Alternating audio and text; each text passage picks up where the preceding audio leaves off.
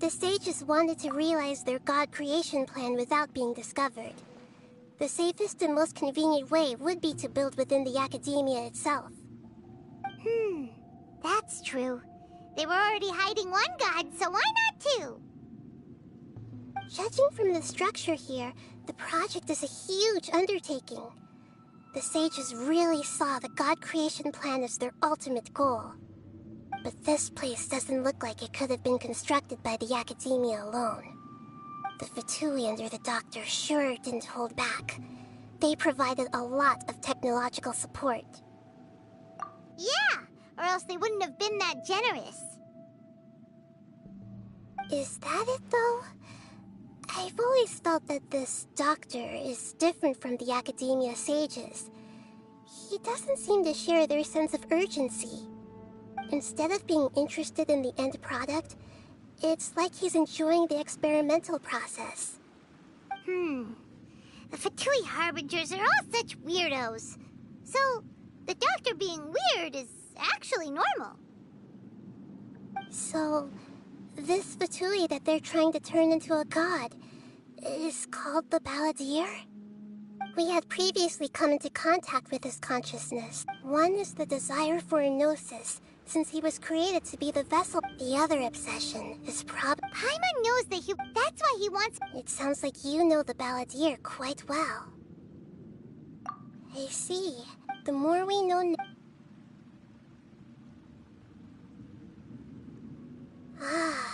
Alright, time to go.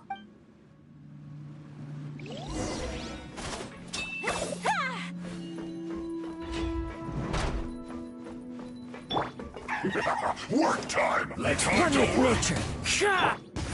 Embrace the ice! No excuse for dragging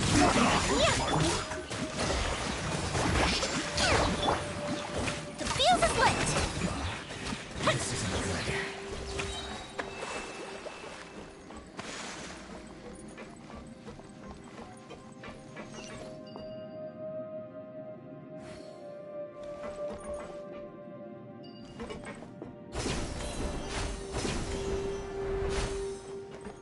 It looks like we can climb up these pipes.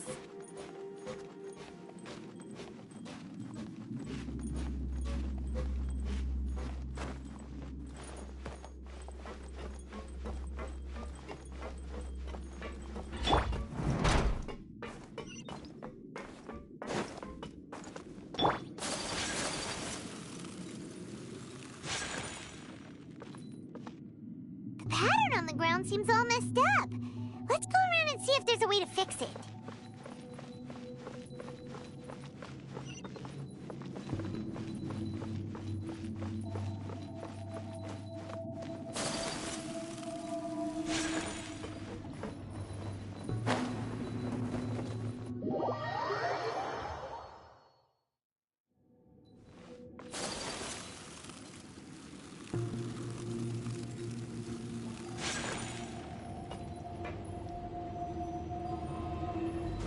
Seems to have stopped. Let's continue.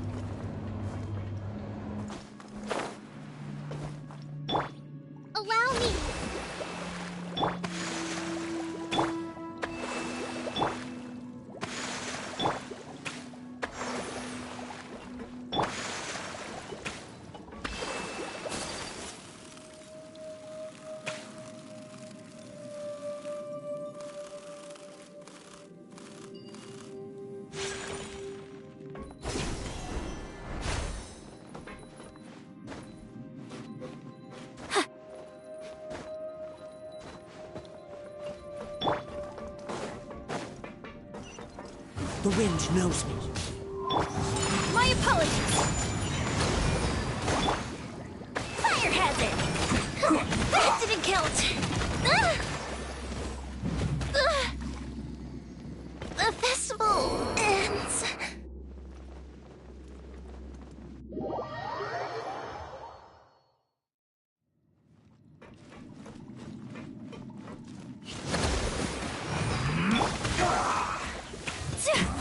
Whirling snow.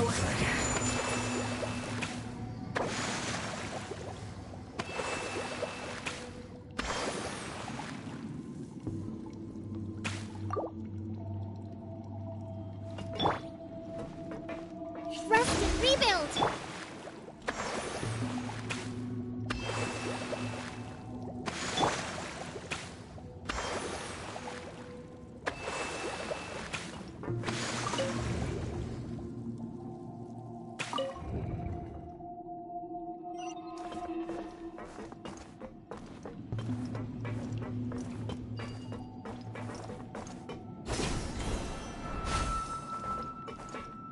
One with nature.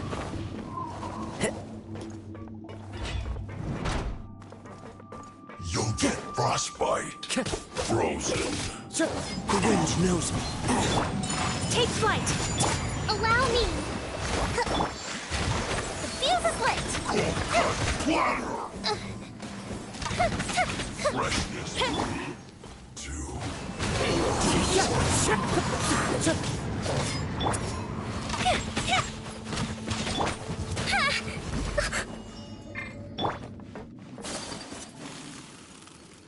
Prepare yourself. My apologies. Rest and rebuild.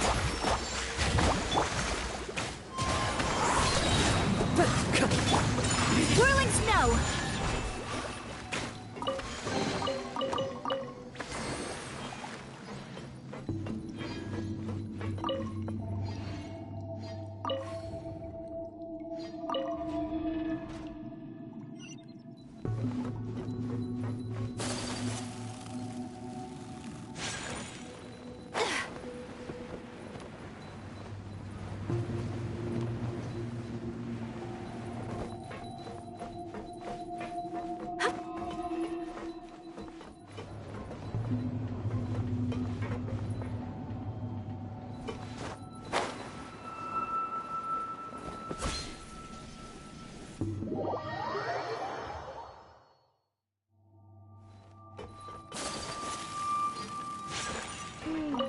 The cart is stuck. Maybe there's something wrong with the tracks. Let's try adjusting the direction of the device to clear the tracks.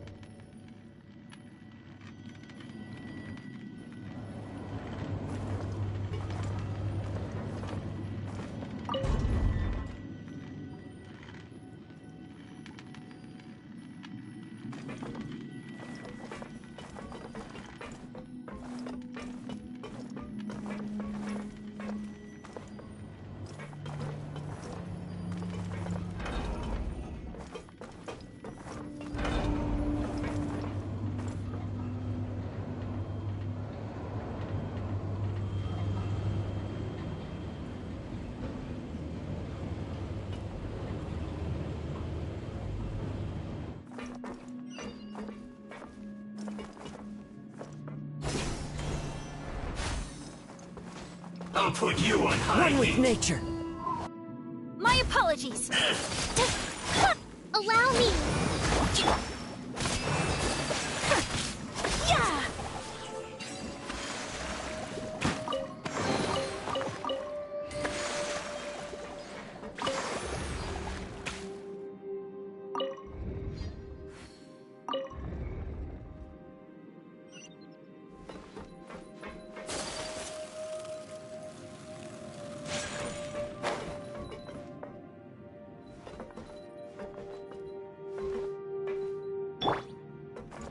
The wind knows me.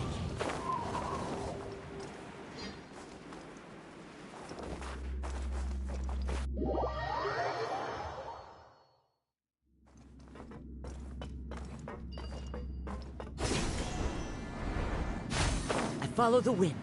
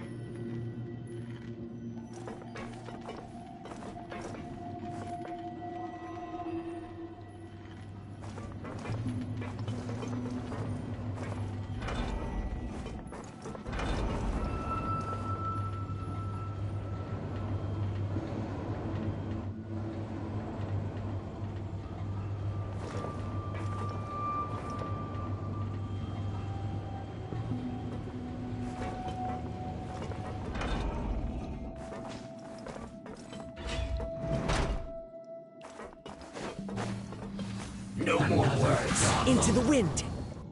Take flight. Hold the line.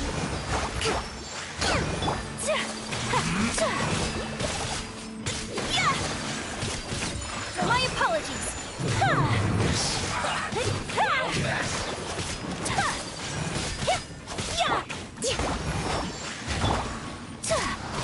Take flight. You can't run! Well, Fire hazard. Lighter, please. went too far. You need to hurry up. This one's well done. My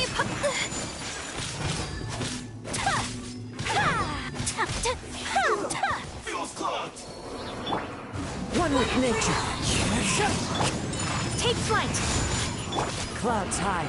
The birds call. Allow me. A bit of reprieve.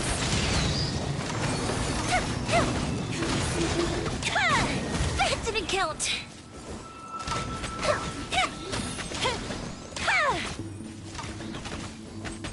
Getting a little cold? Whirling snow. Fuse is lit.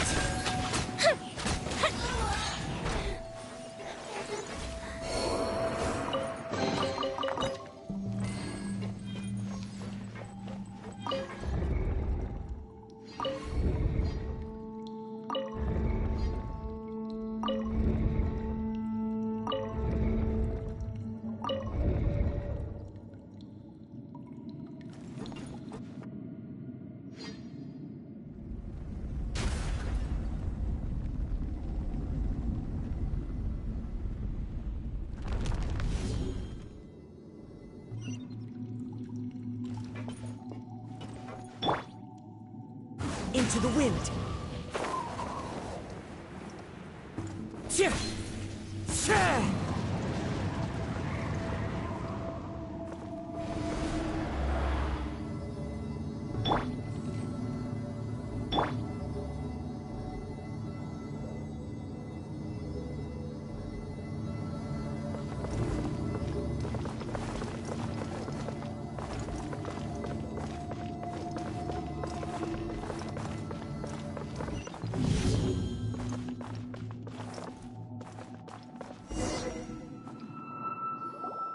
Look operational status, we must prepare for the worst.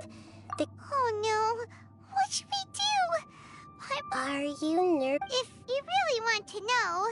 Yes, I am. I feel not just nervous, but Curious? curious about her. To me, everything we... And if it's a... However, so to me, that's also why... And now, I will personally... Ah, so that's what you mean. Paimon thinks she understands. Agreed. Okay, let's continue on. I can sense his aura from here.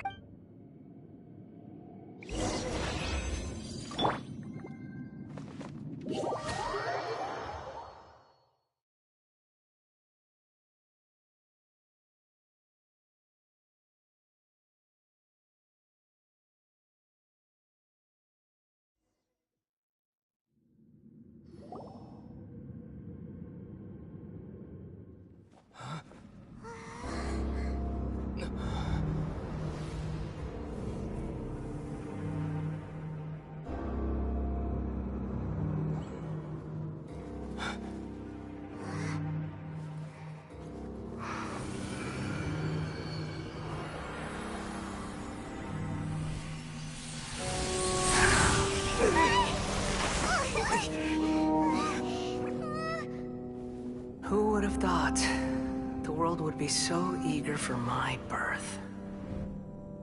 I remember you, Booer, the god of wisdom, and standing beside you, the traveler. Is he all-knowing and powerful now like Greater Lord Rukkhadevata? No, I can't feel the same kind of divinity I felt from the Greater Lord. It seems that the sages didn't get the chance to infuse the divine knowledge capsules into him. But even still, he has undoubtedly become a true god now. So we're too late? The Balladeer has already become a god? The Balladeer. A long bygone title. When my spirit ascended to divinity, I felt as if I had existed for the same number of epochs as heaven and earth. Looking back, the existence of what once called itself Kunikazushi appears infinitely small and ugly.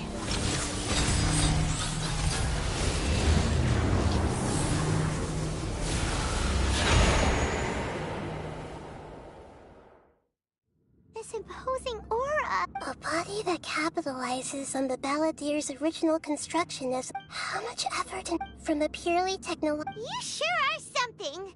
But I don't think he's reached the spiritual height of a god. Strife is engraved upon every god and every gnosis. Can you feel it? Nihito wouldn't feel... Do you not realize that you are interrupting a conversation between gods? The strife engraved upon a gnosis. Tevat's current peace was not easily won. All those losses were This is no wonder your own people have abandoned you, god of wisdom. Your judgment is as your existence, unsubstantial. This is where everything ends, Booer, the god of wisdom. You should know that wisdom cannot solve every problem. Like now, where your only option is to face me in combat.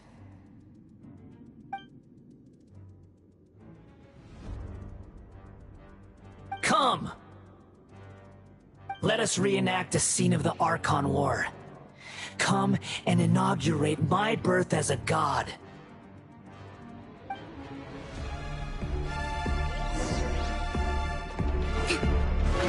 Feeble human!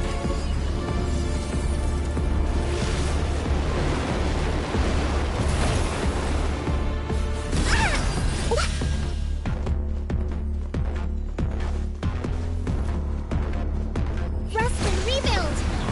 Churn! Let's move out.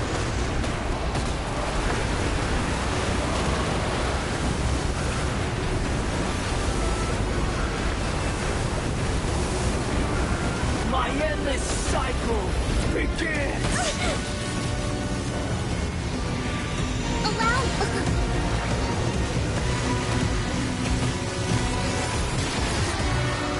Uphill battle!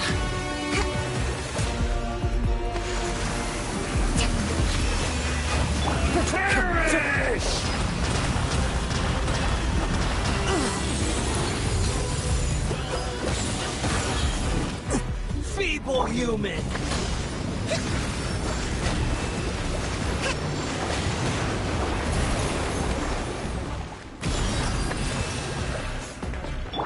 Fire hazard! Insignificant pest!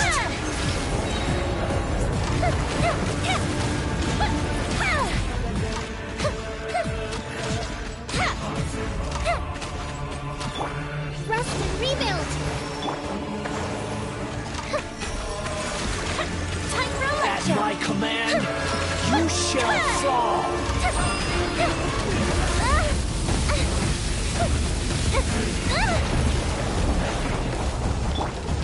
Taurus, bring refuge!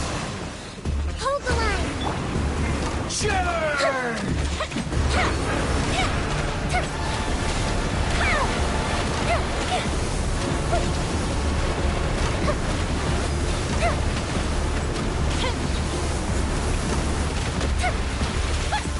Perish!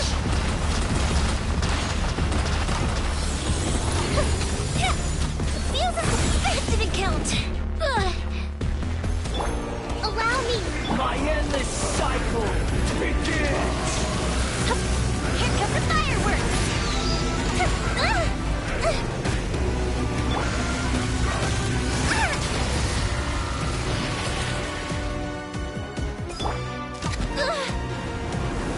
Churn! Time for a light show.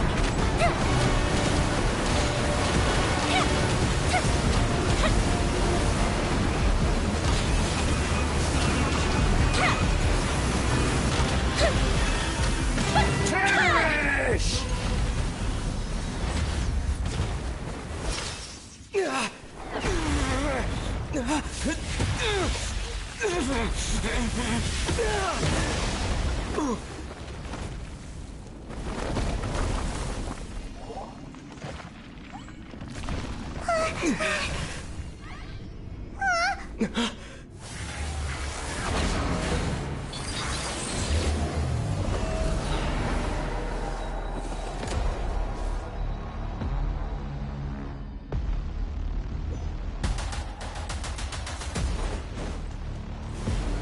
Tremble!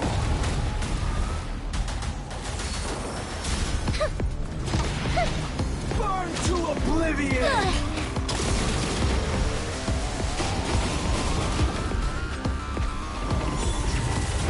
That didn't count. Lighter, please.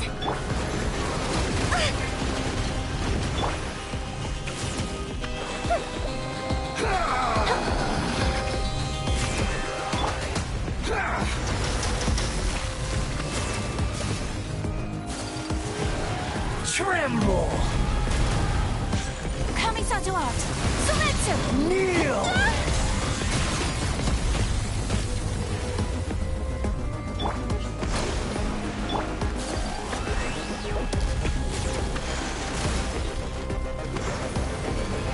Reality is pain!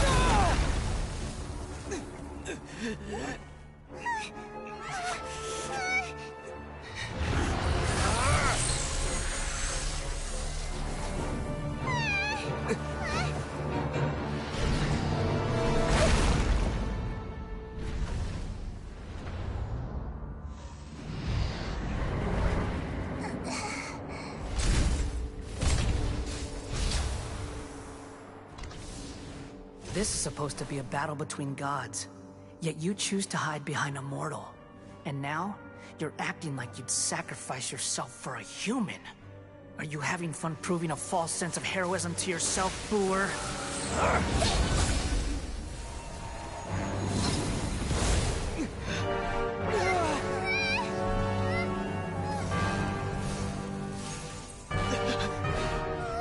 The data collection is almost complete. Do you even know how many times you've tried to take my gnosis from me?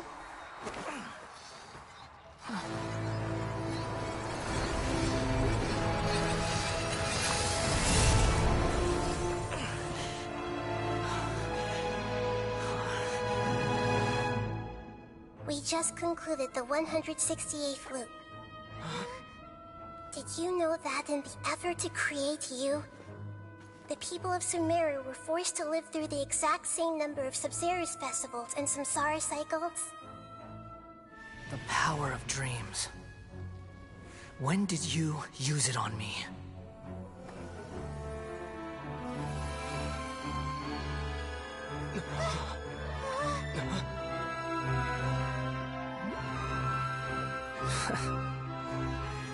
You can't even defeat me in a dream.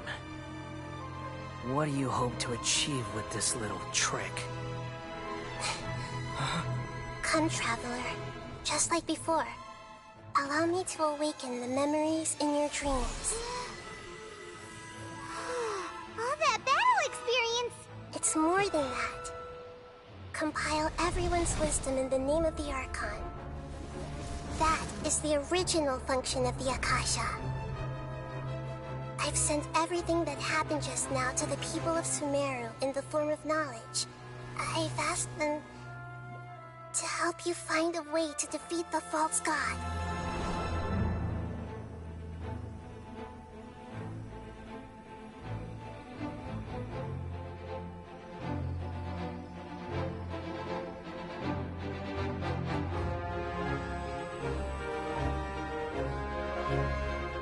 Now, all of Sumeru's wisdom is at your disposal. Meaningless tricks won't save you.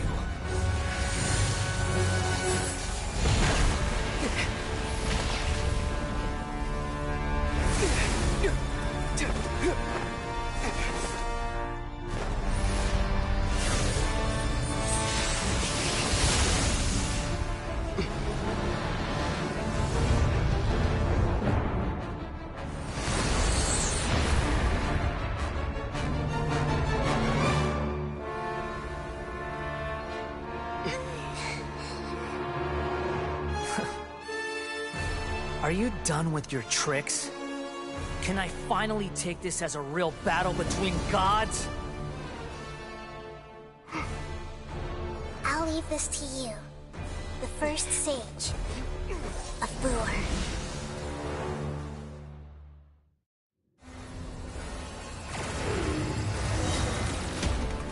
I am the all-knowing God.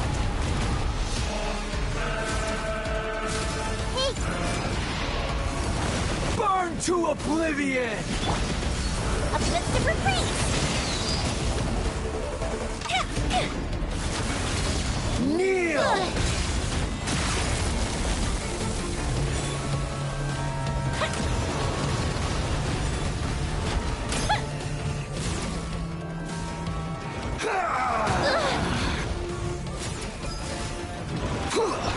Accident guilt!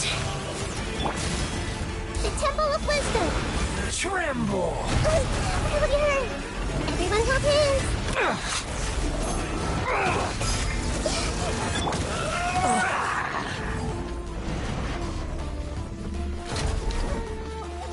Fallen leaves, adorn my night! Reality is pain!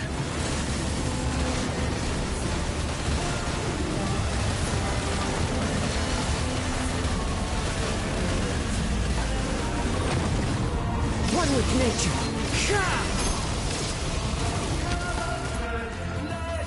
Good riddance, cruel world.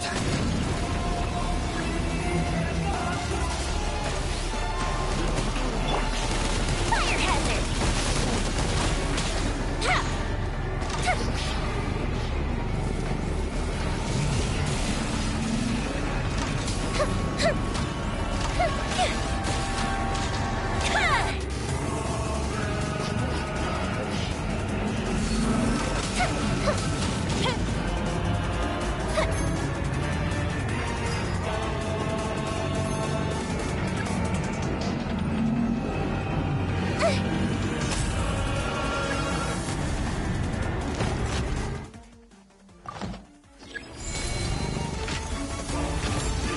new god awakens! Now, your eyes have been opened.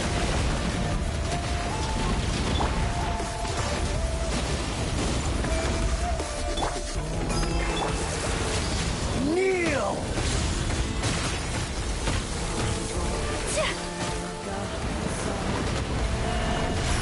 My apologies. The wind knows it.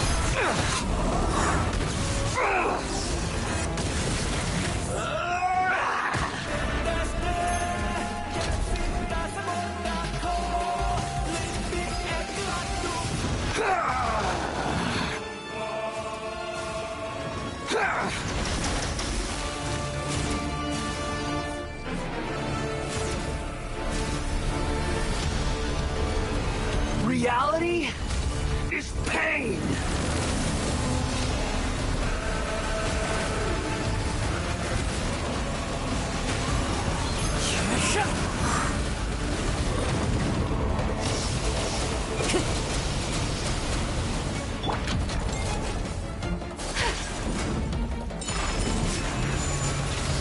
Kneel!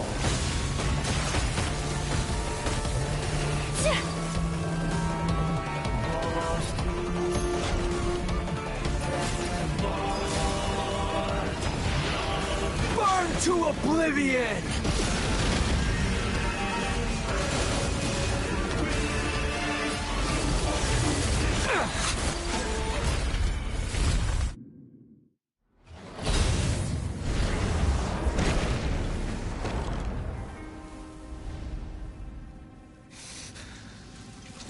Humans.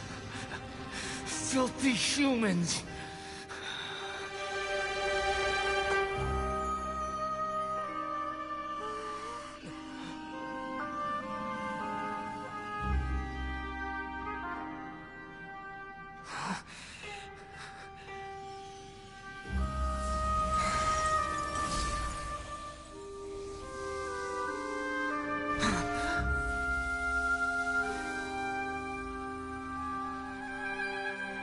No! Wait! Please! Anything but the Gnosis!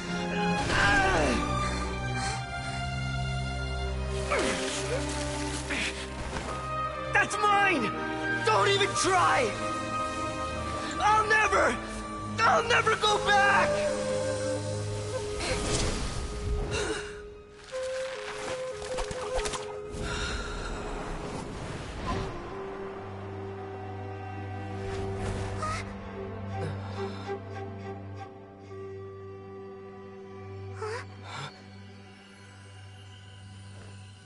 We haven't yet found the answer to the most important mystery.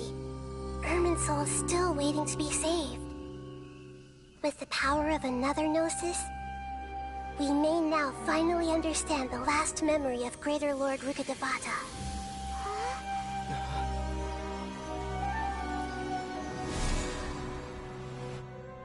This is... That's right. This is the last memory of my predecessor.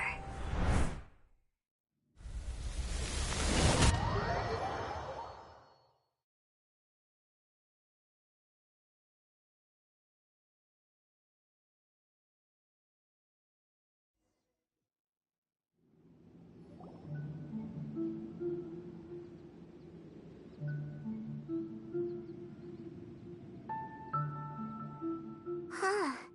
Yes, that is our destination. Forbidden knowledge?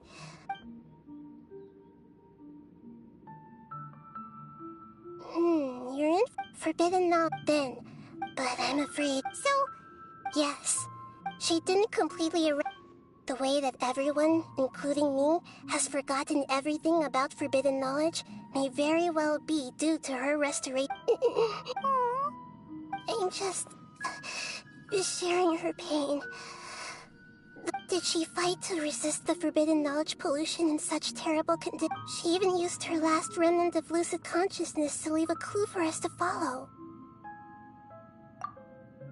Yes, her words were but now we have a chance. We can cross the and then We'll let greater. Each of us need to be even with and. Don't worry.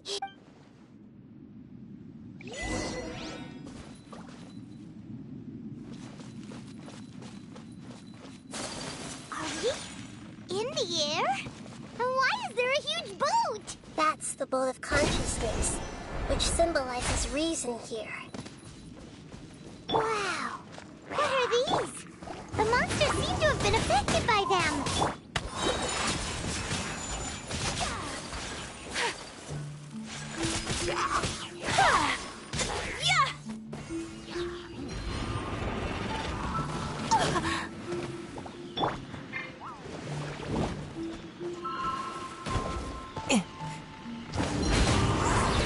As one with wind and cloud. Take flight. Yeah. Unthinkable. Hold the line. Into the wind.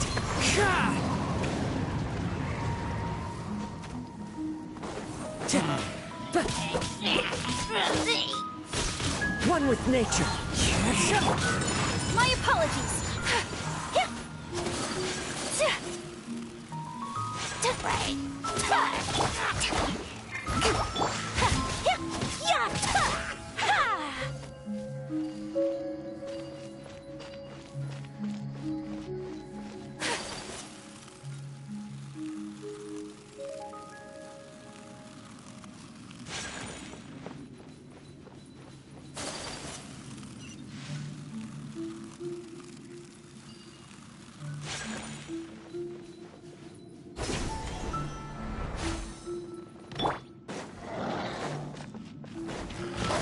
Into the wind.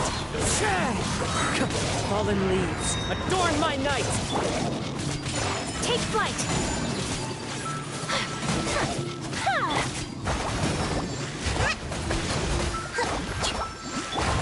Embrace the ice. My apologies.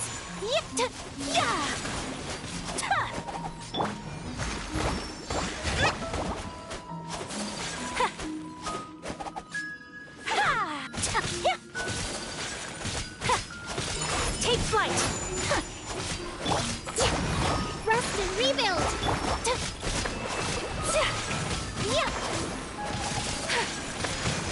My apologies.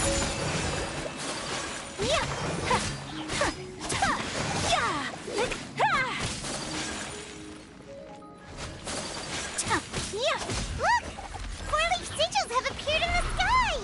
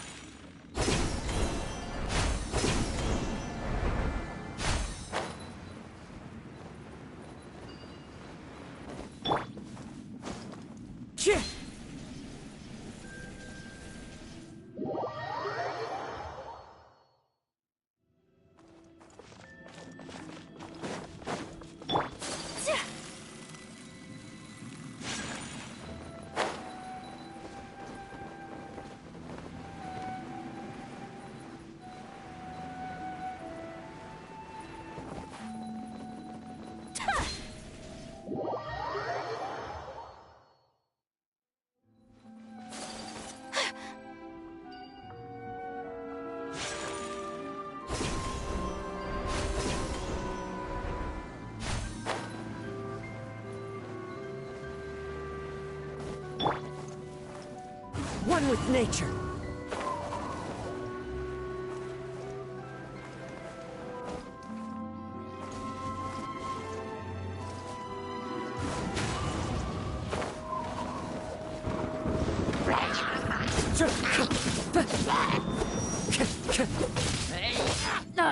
The range knows me. Whirling snap! Allow me! Feel the split!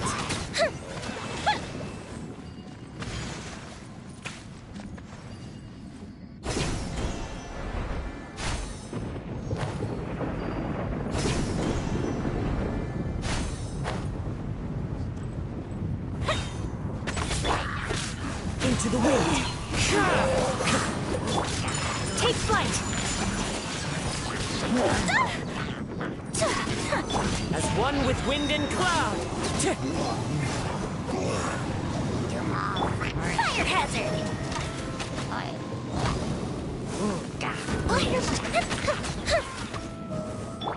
Rest and rebuild!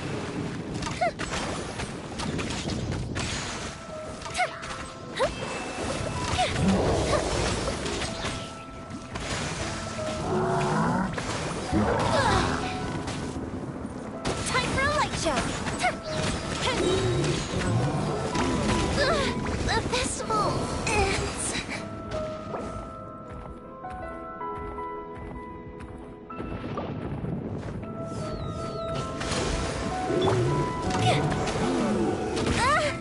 I'll fizzle out. My apologies! Fallen leaves, adorn my night!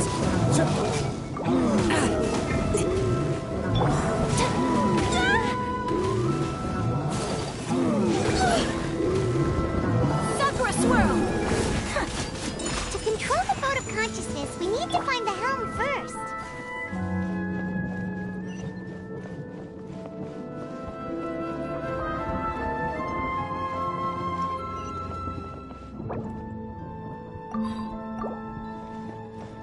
Allow me!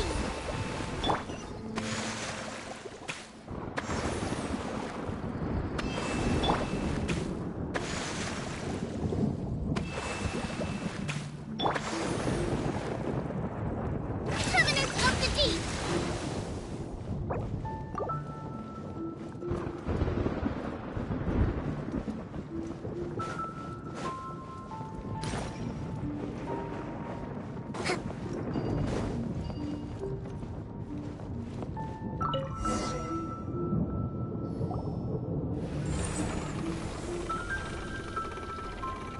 We changed direction. Should...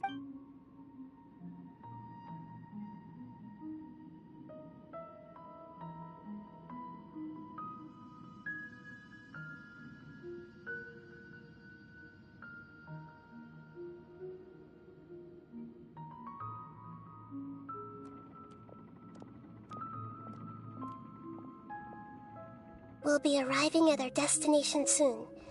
How are you feeling? Are your minds still intact? Huh? But everything's been completely normal for Paimon. Hopefully there won't be any more interruptions. This time, we should be able to meet Greater Lord Rukkhadevata. Are you saying you've never met Greater Lord Rukkhadevata before? No, it seems that my birth and her death took place at the same time. Otherwise, I think she would have given me a little more guidance, and I could have done a better job. Hey, you've done a great job, Nahida. Let's get out of this creepy place and go meet her.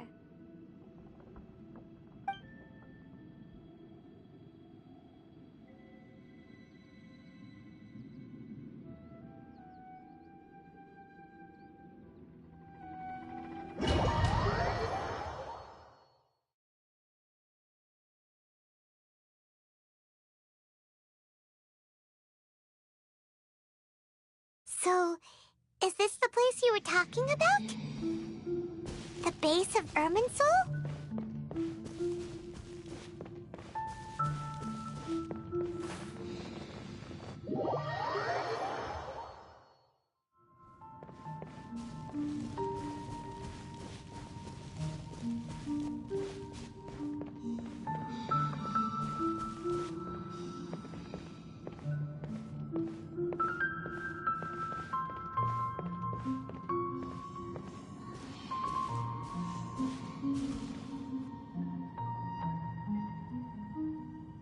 Well, this is the place.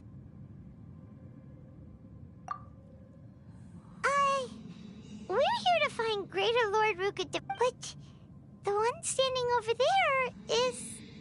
Is that... me? She looks exactly like me. Are you Greater Lord Rukkhadevata? Yes, that's me. Are you surprised by my appearance? Irminsul and the surrounding lands have been reproduced here as they were years ago. But this is just a realm of consciousness. We are manifestations of the same nature. Hence why we would appear exactly the same. We're of the same nature? Why? Because you are me, and I am you. You are me in the new samsara. The new samsara? As Greater Lord Rukkhadevata, I'm the avatar of Irminsul. And you are the purest branch snapped from Irminsul. Imagine it this way. Even if a tree dies, its branches will eventually take root and grow, continuing the tree's life in another form. I'm merely the remaining consciousness of Greater Lord Rukkhadevata. The real me has presumably died a long time ago.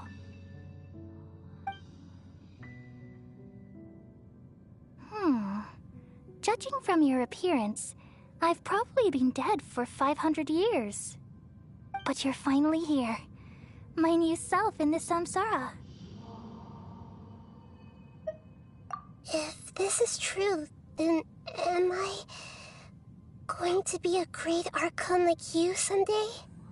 Though we share the same nature, our fates are bound to be different. All things have their own fate. When a branch grows into a mature tree, it won't be the same as the original tree. That's why fate is the ultimate knowledge, isn't it?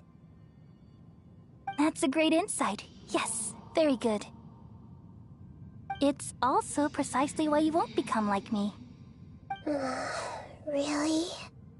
But perhaps you may become an even greater Archon than I. I already see a determination in you that I didn't possess in my time, and the future that it leads you to will be yours alone. Along with the blessings from your past experiences. Don't worry. The growth of wisdom is like that of a plant. You only need to wait quietly for the flower to bloom. Come to think of it, the sages never had the faintest inkling of the meaning of wisdom. Thank you. Nothing makes me happier than discovering that the Archon I always admired was in fact myself in another fate. It's so nice to speak with you, Greater Lord Rukkhadevata. I've always wanted to meet you. The feeling is mutual. From the moment I snapped the branch off Irminsul and created you, I've also looked forward to talking with you. Could you tell me why you wanted to create me? And what exactly happened when you died? Ah, I see. You're here. Everything that day, even the sky itself, changed into a color like this. At that time, the seven were all summoned to the nation of Conria. Except for me. I had to protect Ermin. The disaster occurred together with the pollution of forbidden knowledge. At that very moment, with my consciousness connected to Irminsul, the pain started to torment my mind. By the time I reached Irminsul, had I not repelled the pollution of forbidden knowledge with King Deshret thousands of years ago, I might have felt even more. So what exactly is? It's a kind of knowledge that doesn't belong to this world, and a form of truth that can't be understood. It came from the very bottom of the abyss. The world is constantly rejecting it. If we allow forbidden knowledge to pollute Irminsul, I'm afraid the entirety of Tevat could fall apart. So, there's knowledge that even the God of Wisdom can't understand? At that time, I knew I couldn't repel the forbidden knowledge, which is why I created a device that compiled human wisdom and named it the Akasha. It's truly the world's most amazing invention. Thank you. For a long time, I thought dreams were the fruit of human wisdom. Though it was selfish to do so, I borrowed people's dreams using the Akasha. Then I compiled their wisdom and all of my own power. Well, did it work? Thanks to the wisdom of the people of Sumeru, almost all the forbidden knowledge was cleared from Irminsul. But things didn't go as smoothly as I thought. I had a terrible headache, which gave me an uneasy feeling. And then I remembered that my consciousness was also connected with Irminsul. It brought me knowledge and wisdom, but vile corruption as well. From the very beginning, my existence had been polluted by the forbidden knowledge. Oh no. How could that happen? I've experienced that pain in your consciousness. It must... Yes, but my feelings weren't important. Even if I died, my existence and everything related to me would continue to exist in Irminsul as memories and knowledge, meaning that the forbidden knowledge couldn't ever be permanently eradicated. And there's no way for me to eliminate myself. It would be a sort of paradox. So, I took the purest branch of Irminsul as my incarnation in the next samsara, and left a trail of clues, all in hopes that you would come here and remove me and my pollution from Irminsul forever. Wait, no, I can't. So you realize what that implies. You are very smart indeed. Irminsul has all the knowledge and memories of this world. Removing me from Irminsul means I essentially will never have existed in this world. But this is the only way to save Irminsul.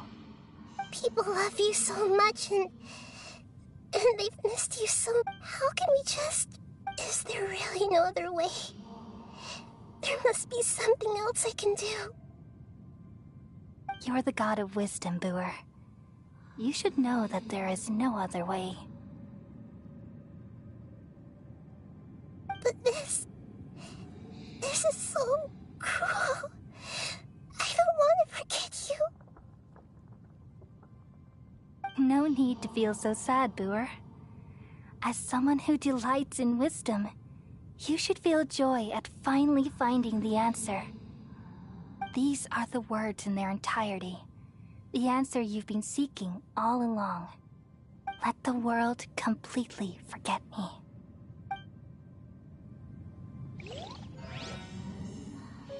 We all nestle under the great tree of wisdom, peering out to perceive the world. From the earth and from the rain, we perceive its wonders, until we become a white bird to perch atop a branch, and finally snap off the most important leaf. Once upon a time, I alone dreamed in this world. In my dreams, everybody would also dream after they fell asleep. Wild and wonderful thoughts would emerge from their minds. Some tumbled to the ground, and others floated to the sky, connecting all things in the world into one dazzling net. Among a plethora of worlds were numerous smaller worlds, all of fate, finding within the tapestry their brilliant glow. I gradually understood that these indescribable and constantly changing things are the most profound things in the world. Only they can completely repel the madness. Only dreams can awaken consciousness from the deepest darkness.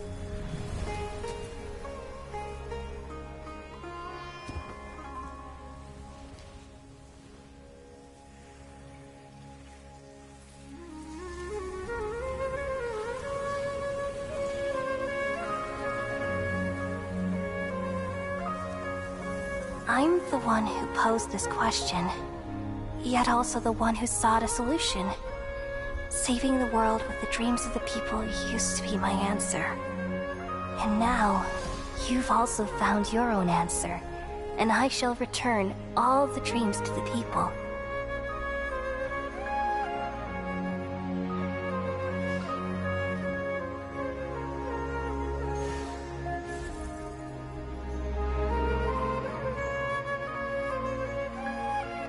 Goodbye, people of Sumeru. May you be blessed tonight with the sweetest of dreams.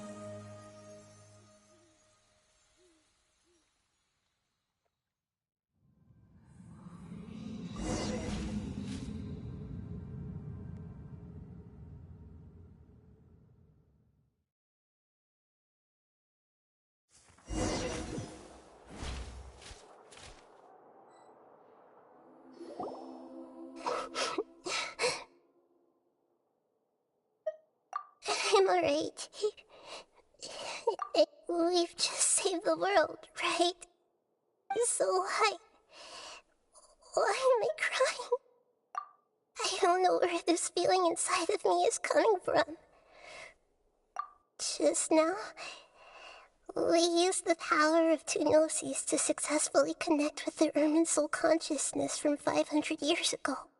Then, we removed the remaining pollution from Merman soul. Yeah, what's wrong? Weren't you the...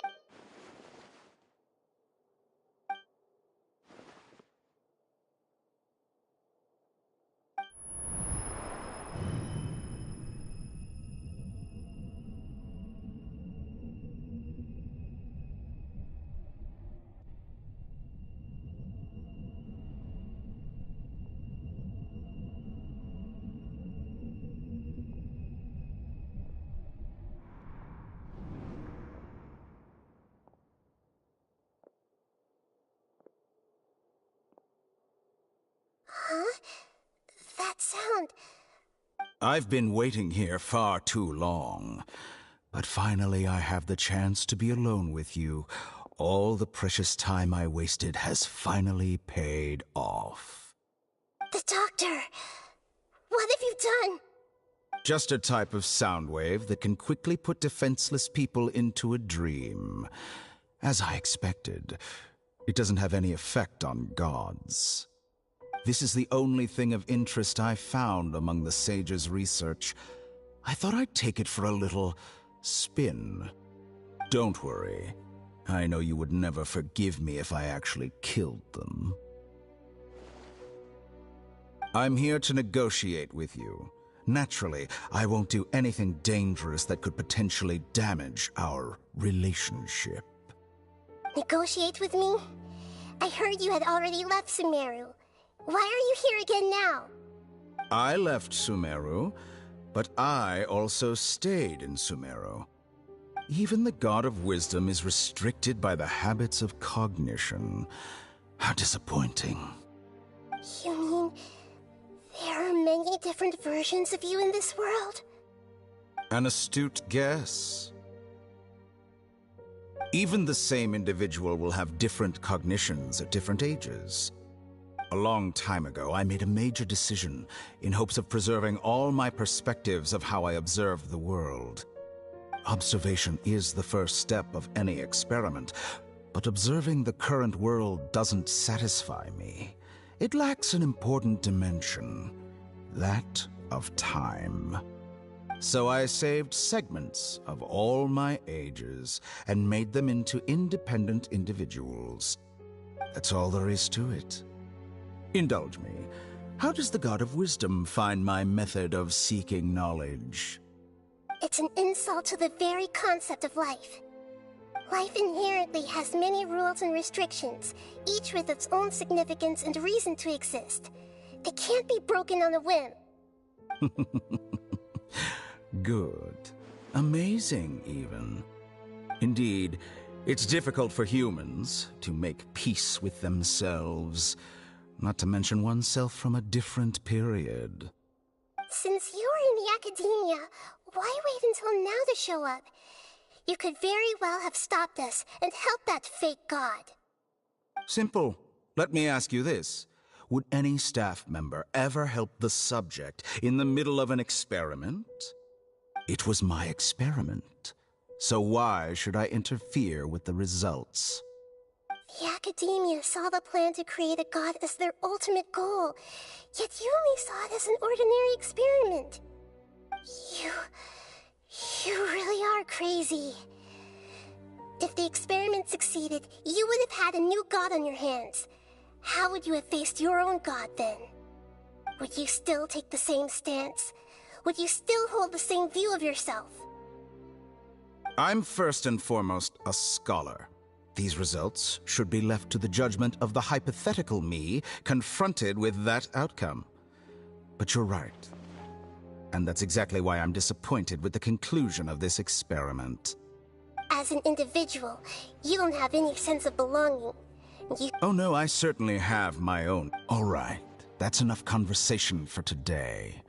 The experiment is over. For example, Lesser Lord Kusanali, you're an intelligent Archon. I'm sure you understand the disparity in our combat abilities at this time.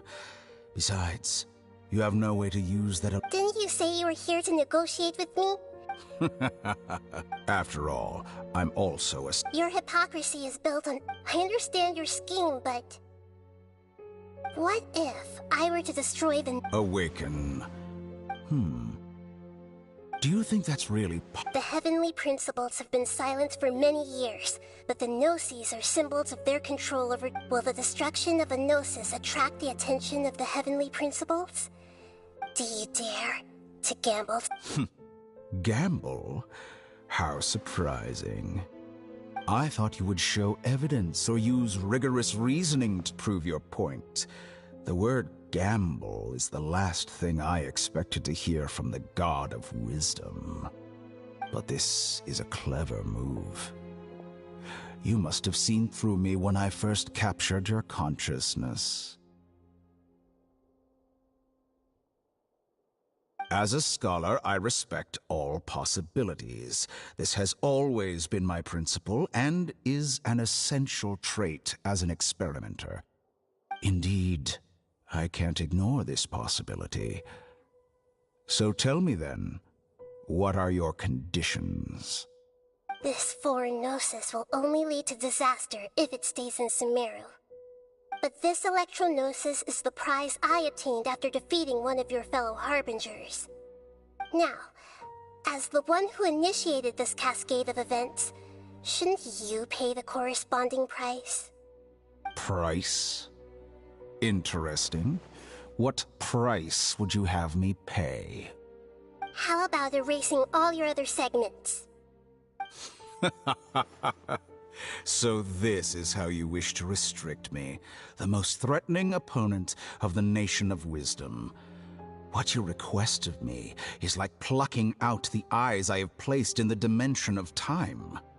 Segments are extraordinarily difficult to make. They require extremely rare resources and enormous amounts of time and effort, requiring me to destroy them all here and now. Bravo. A suitably wise decision on your part.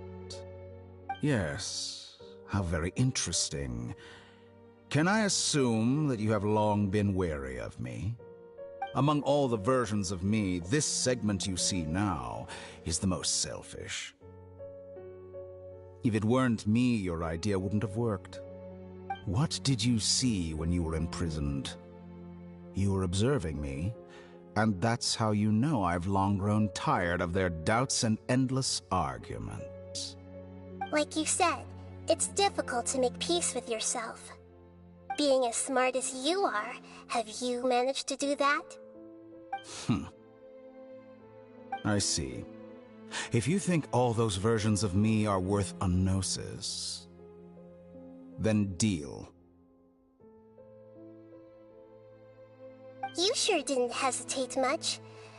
Is the relationship between all the versions of you really that bad? I don't think there's any need to dwell on that. The surplus versions of me can be exchanged for a gnosis.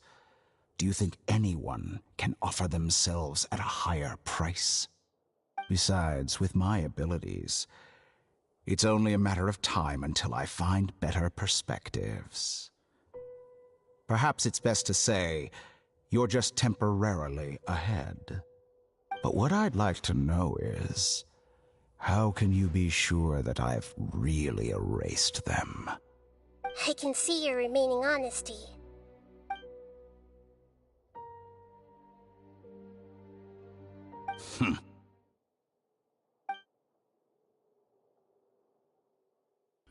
What a ridiculous decision! You can't be serious! How could I have been so short-sighted? You think this is the end? I'll have my revenge! You'll make this moment count. You will regret this! Well, have you confirmed that it's complete? Here. The future of Sumeru City will be... There won't be any further gap. It truly pains me that my Another chess piece. And where is your... Don't be greedy, Harbinger. No, this is a different transaction. If you Besides, isn't it the Oh. Judging from your expression, you don't seem to find the idea very agreeable. Then let's think of it this way. People exchanging knowledge with the God of Wisdom is the stuff of legends. Arrogant as that is. Let me ask you, have you in all your mighty knowledge ever heard the rumor that the skies of Tevat are fake? Huh? That's the secret hidden by Irminsul concerning the truth of... Once I finish telling you about this, it will... With negotiations, we've all gotten what we wanted. Your arrogance may know no bounds, and convictions may mean nothing to you. But I'll still listen to what you have to say.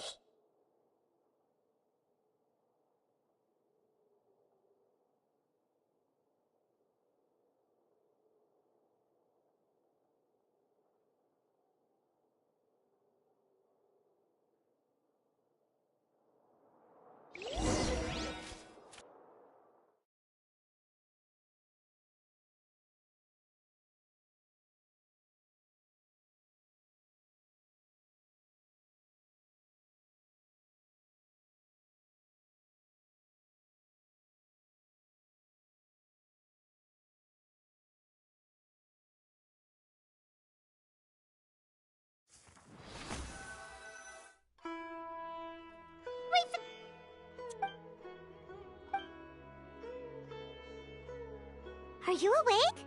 Kali says it's time for breakfast. Come on, get up! Good morning! How are you feeling today? Good to hear. It looks like we've recovered pretty well.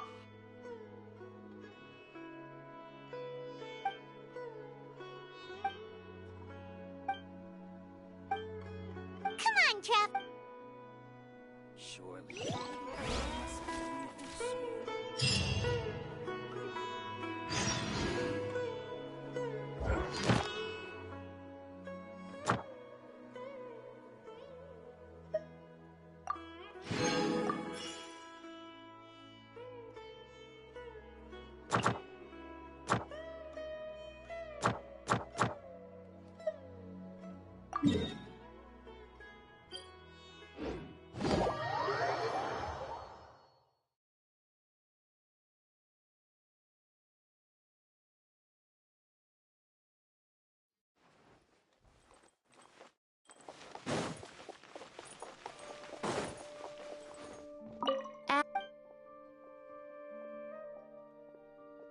Thank you for complete. Add Astro.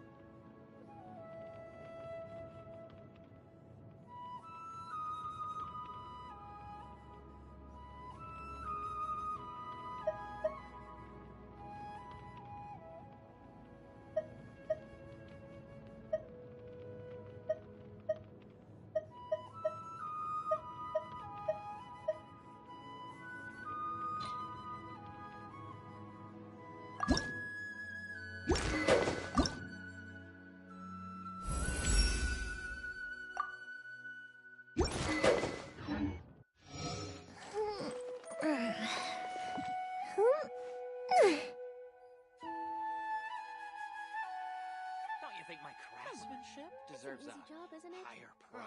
For all this time living in the city, I still It's called being a freelancer. Old folks just don't get it.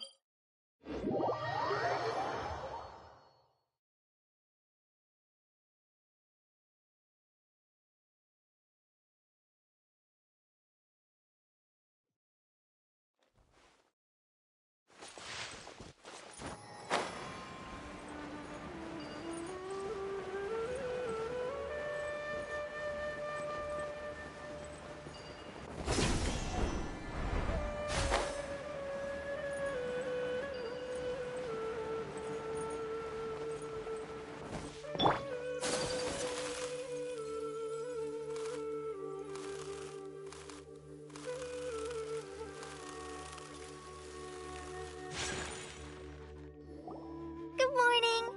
Looks like... Yep, yep. I prepared some breakfast today.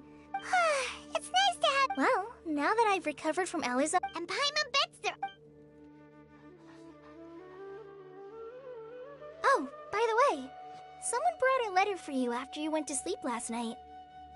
Nope. Paimon wanted to read... Oh, it's from Nilu! Ahem. We're going to hold a feast at the... As heroes of Sumeru, please be sure to attend. I'll wait for... Oh, I've also heard that you've become heroes here as well. That's amazing. Everyone's aware of your ability. Anyway, let's go to the Grand... Oh, before you...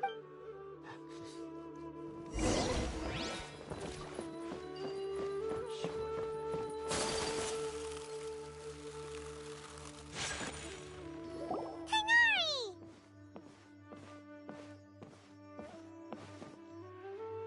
Ah, good morning.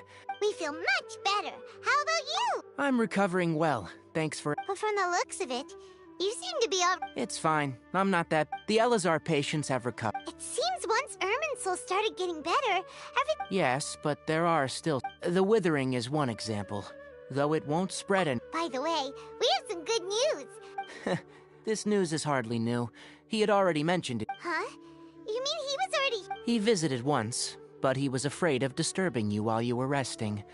He just asked me a few questions and left. Then you probably already know all about the celebration feast. Celebration feast? No, I haven't heard anything about that. Huh? But didn't Nilu say in her letter that they would celebrate Sino? He didn't tell you? Perhaps. Or, alternatively, he doesn't know about it either. Come to think of it, Sino doesn't seem like the type who'd enjoy a celebration feast. You and Kale are both Sino's close friends. Why don't you come to the feast with us? Kale has taken over some of my tasks these days. I don't think she'll have time for it, not to mention me. You see, some VIPs have come to... Huh? Well, technically speaking, they are former VIPs. The sages and... Huh? Yes, he's... Lesser Lord Kusanali, in her boundless mercy, has decided to spare Azar and the other wrongdoers. Supposedly, they were ashamed of their shallow ideologies, and have decided to dedicate the rest of their lives to cultivating wisdom in the Avidia Forest. When they learned that Lesser Lord Kusanali had defeated the Balladeer and saved Irminsul, they were shocked at first, but also became happy, feeling that the sacred light guiding them on the path of discovering wisdom had begun to shine once again. As a result, work has increased for the Forest Rangers. That sounds really exhausting. There's nothing we can do, really. But that's another topic. Back to the matter at hand. Are you two planning to head out? Ah, right! You've recovered well. Yay! I think I'll start with these questions. The rainforest is the best place.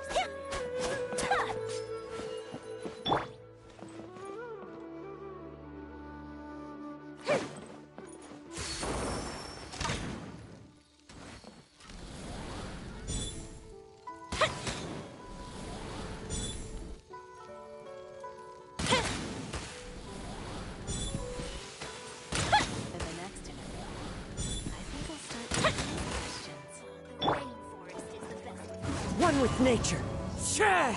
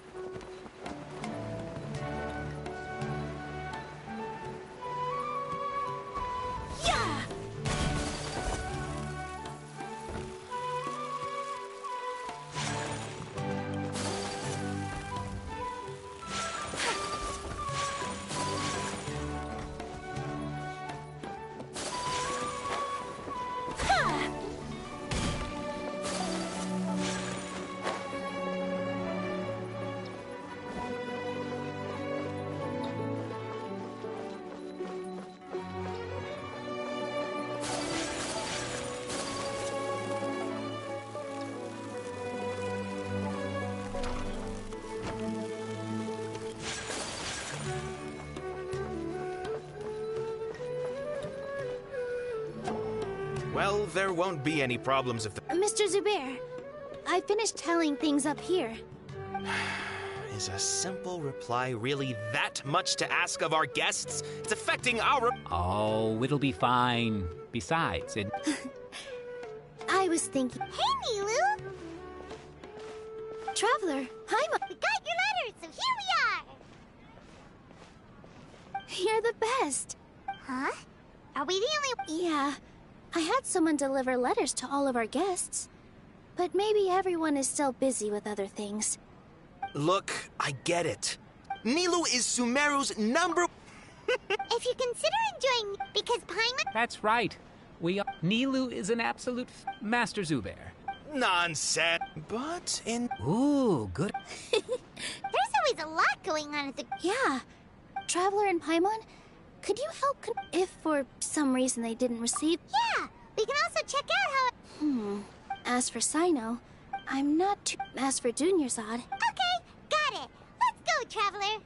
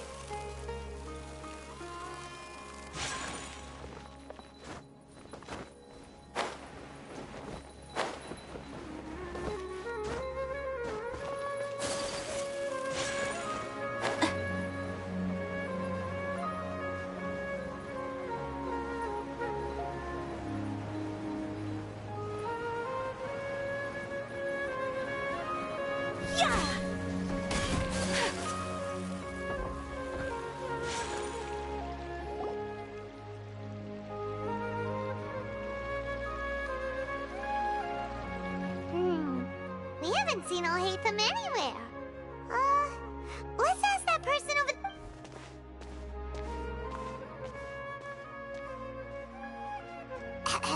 Hey there, have you seen Alhaitham around? Yes, it seems Scribe Alhaitham has gone to the House of Dana. You should be able to find him there. But you're already the second group of people I've seen looking for him today. He must be quite the busy man. Oh? Who else was looking for him? Mr. Cave was just here asking about him. You wouldn't believe how terrible their relationship is. And now you two are here. Don't tell me everyone's here looking for gossip about the Sages. No way! We're strictly here on business. Ah, I see.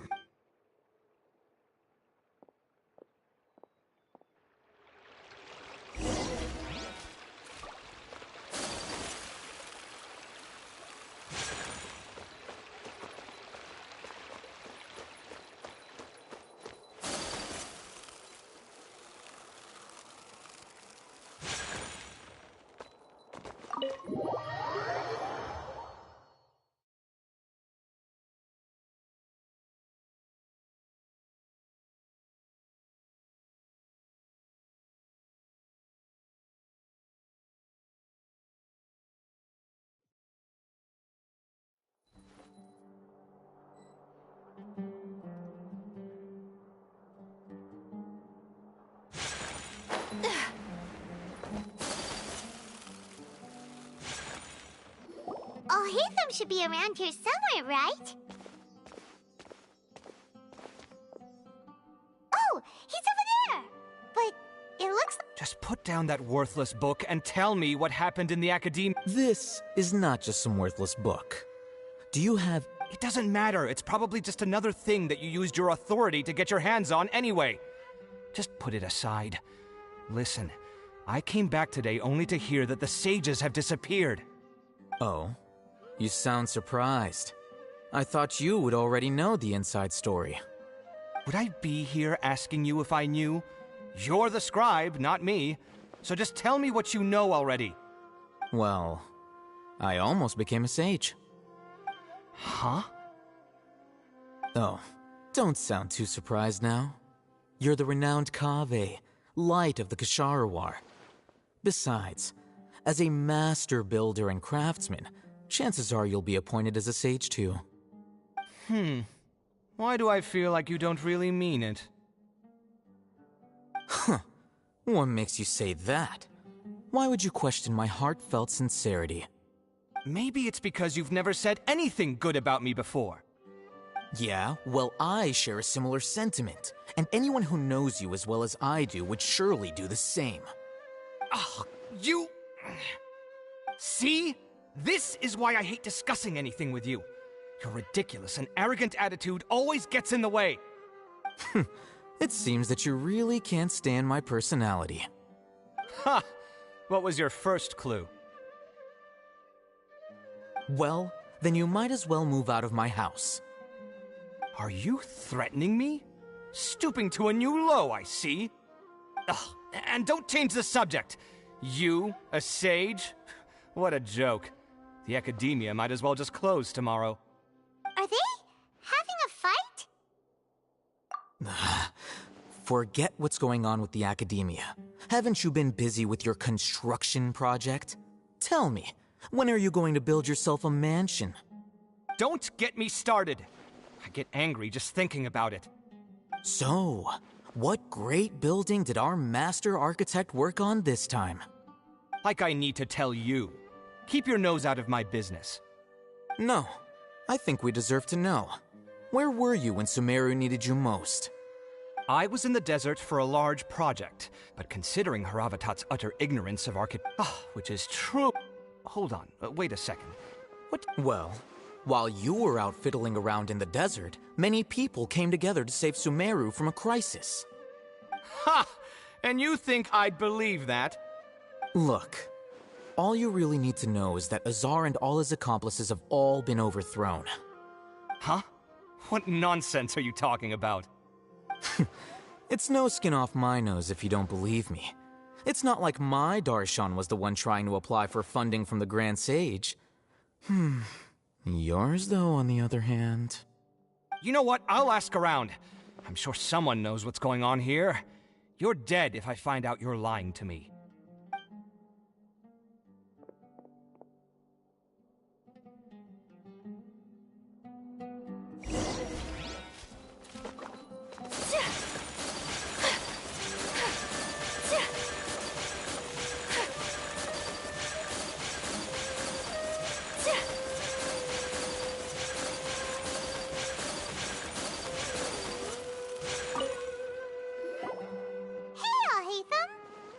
Oh, it's you two. What's... We're running some errands for Nilu. Have you received her letter? What? Nilu said she sent out a letter inviting everyone to a If she addressed the letter to all Hatham of the Academia, then the letter should have gone... I've been busy these days, so I haven't had time to check for any new mail at my office. I only now... Have you always been so busy with your... Of course not.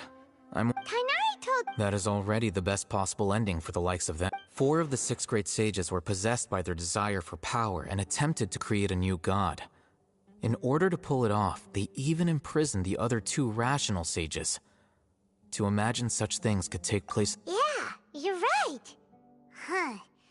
Yes. It's said that when the numerous Darshans have sprung... Now, among the 6 great... Unfortunately... So who's managing... Yes. Oh, didn't you just say something about becoming a sage? If they pick you, then we'd have a huge connect... Yes, about that. You didn't let me finish my sentence. The person in charge of personnel affairs nominated me to be the Grand Sage in place of Azar and help Lesser Lord Kusanali manage the Academia. But... Huh? But... what? I'm not even interested in being one of the 6 great sages. Like I said before, I don't like being a leader. Oh, all right. That's not my job either. I'm only responsible for handling important affairs within the Academia and the first thing... By the way, who was that other... Do we look like friends? Paimon doesn't know. His name is Kaveh, my roommate. You could say he's the which is exactly why... So everything that's happened recently must be a huge change for the people of Such is the work of the Academia Scribe. Well, anyway, no matter how busy you are... All right.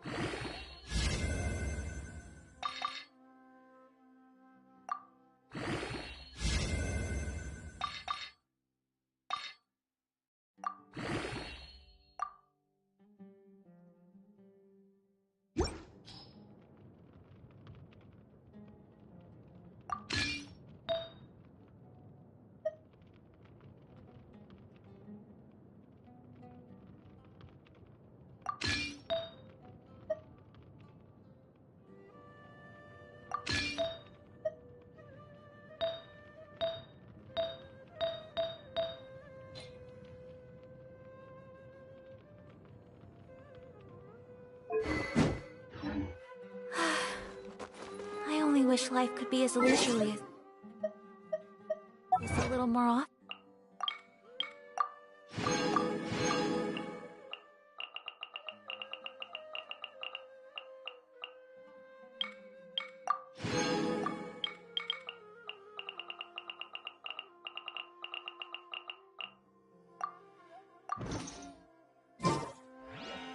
A blade embraces its duty, as a jeweler cherishes their gems.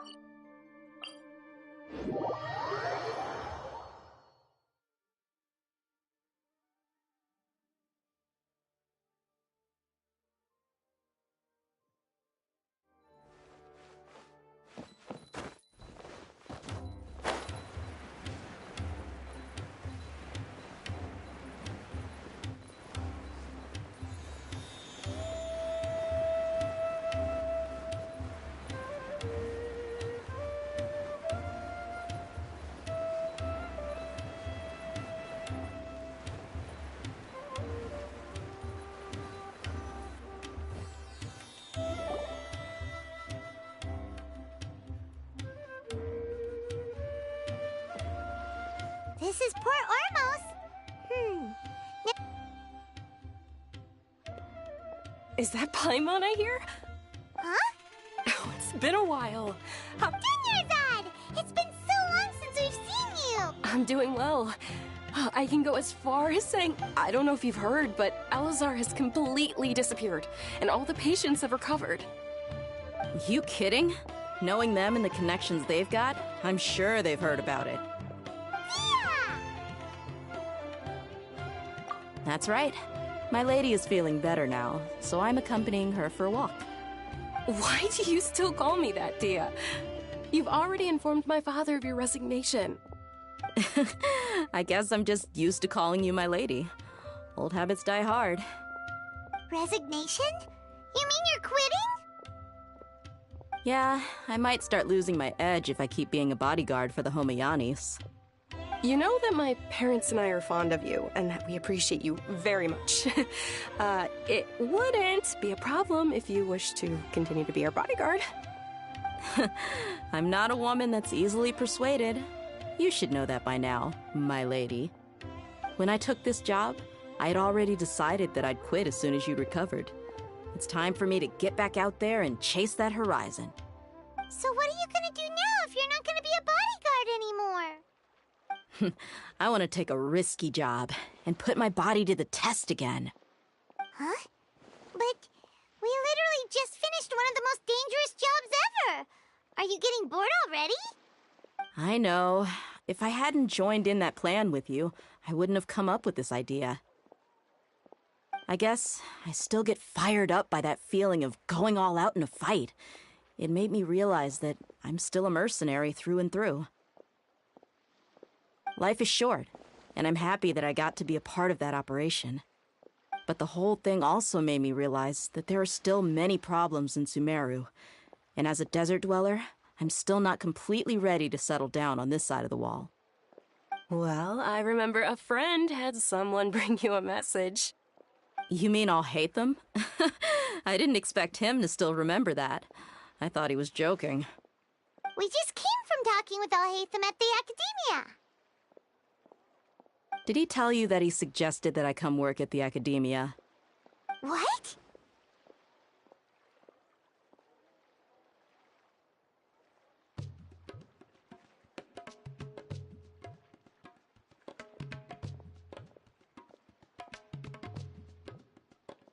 I heard that Azar and his cronies fell from power, and Alhaitham told me that now was a good time to find a job in the academia, but only if I wanted to. Whoa. Paimon can't see you being anything other than a mercenary. Me neither.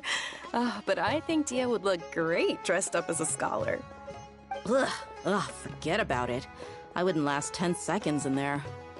Alhaitham probably just liked the way I worked and knew I'm good in a fight, so he suggested I find some work in the academia.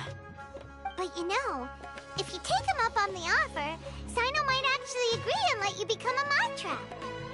Because you're super amazing!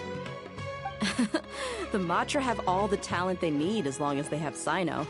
I prefer to be free to live however I choose. In fact, I chose this job from the very start because I knew it'd be right up my alley. Even if being a mercenary means facing all kinds of danger. A lion has to return to the wild sooner or later. If anything, being your bodyguard has been unfamiliar territory for me. I don't want to see you go, but I'll respect your decision. I'm glad to hear you say that. Come on, no need for the sad face. It's not like we'll never meet again. Once the whole Dendro Archon thing is settled, everything in Sumeru, but a peaceful society will probably mean less demand for mercenaries like me. Before long, we'll be a dying breed. So I'd better get to work while I still can. Huh? But wait a second! You make it sound like you're leaving now! Well, no, not yet at least. I promised my lady I'd stick around until next week. So, have you been in Port Ormos this entire time? We were wondering if you had received a letter from Nilu. Oh, did Nilu write to us? She heard that you were seen in Port Ormos, so she sent the letter here. Huh. It was probably sent to the inn that we're staying at. My lady has been very energetic lately, and keeps taking me on hikes, staying out even into the night. By the time we get back, the receptionist is usually off napping on the job. Right, and we tend to leave quite early in the morning, so the old man on duty is also usually dozing off. So what it really sounds like is that the person on duty is always asleep. I bet the letter's at the reception desk. I'll go check later. No wonder there wasn't a reply. You never received the letter. Good thing Nilu asked us to come and check on that. Sorry to make you two come all the way out here. It must be something important for Nilu to specifically write to us like that. Yes, she said they were preparing a victory feast in the Grand Bazaar, and will also be celebrating Sino's reinstatement as General Mahamatra. She was hoping you could come. Great! I'll be sure to attend. Count me in too. But is there some sort of dress code or anything for the feast? Can I just show up looking like this? Since it's being organized by Nilu, I don't think she'll be too picky about that. If anything, I think she wants to see us as our most natural selves. All right, then this is how I'll show up. The feast will be held in 2 days, so don't forget. Sure. Thank you so much for letting us know. We'll see you there. Oh, by the way, do you happen to know where Sino and Raman are? The General Mahamatra always comes and goes without a trace. Normally no one knows his whereabouts. Oh. But last time we met, he mentioned that he had something to do in our village. You can try your luck there. As for Raman, your guess is as good as mine.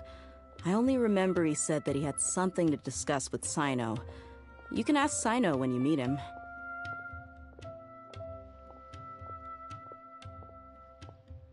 Don't mention it. You'd better get going.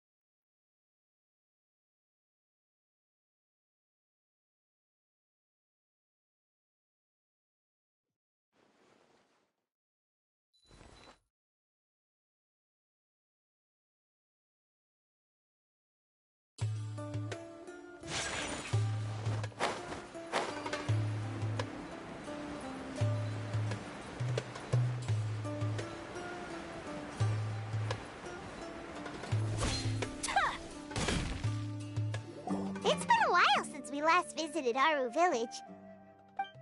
Ah, there's Sino!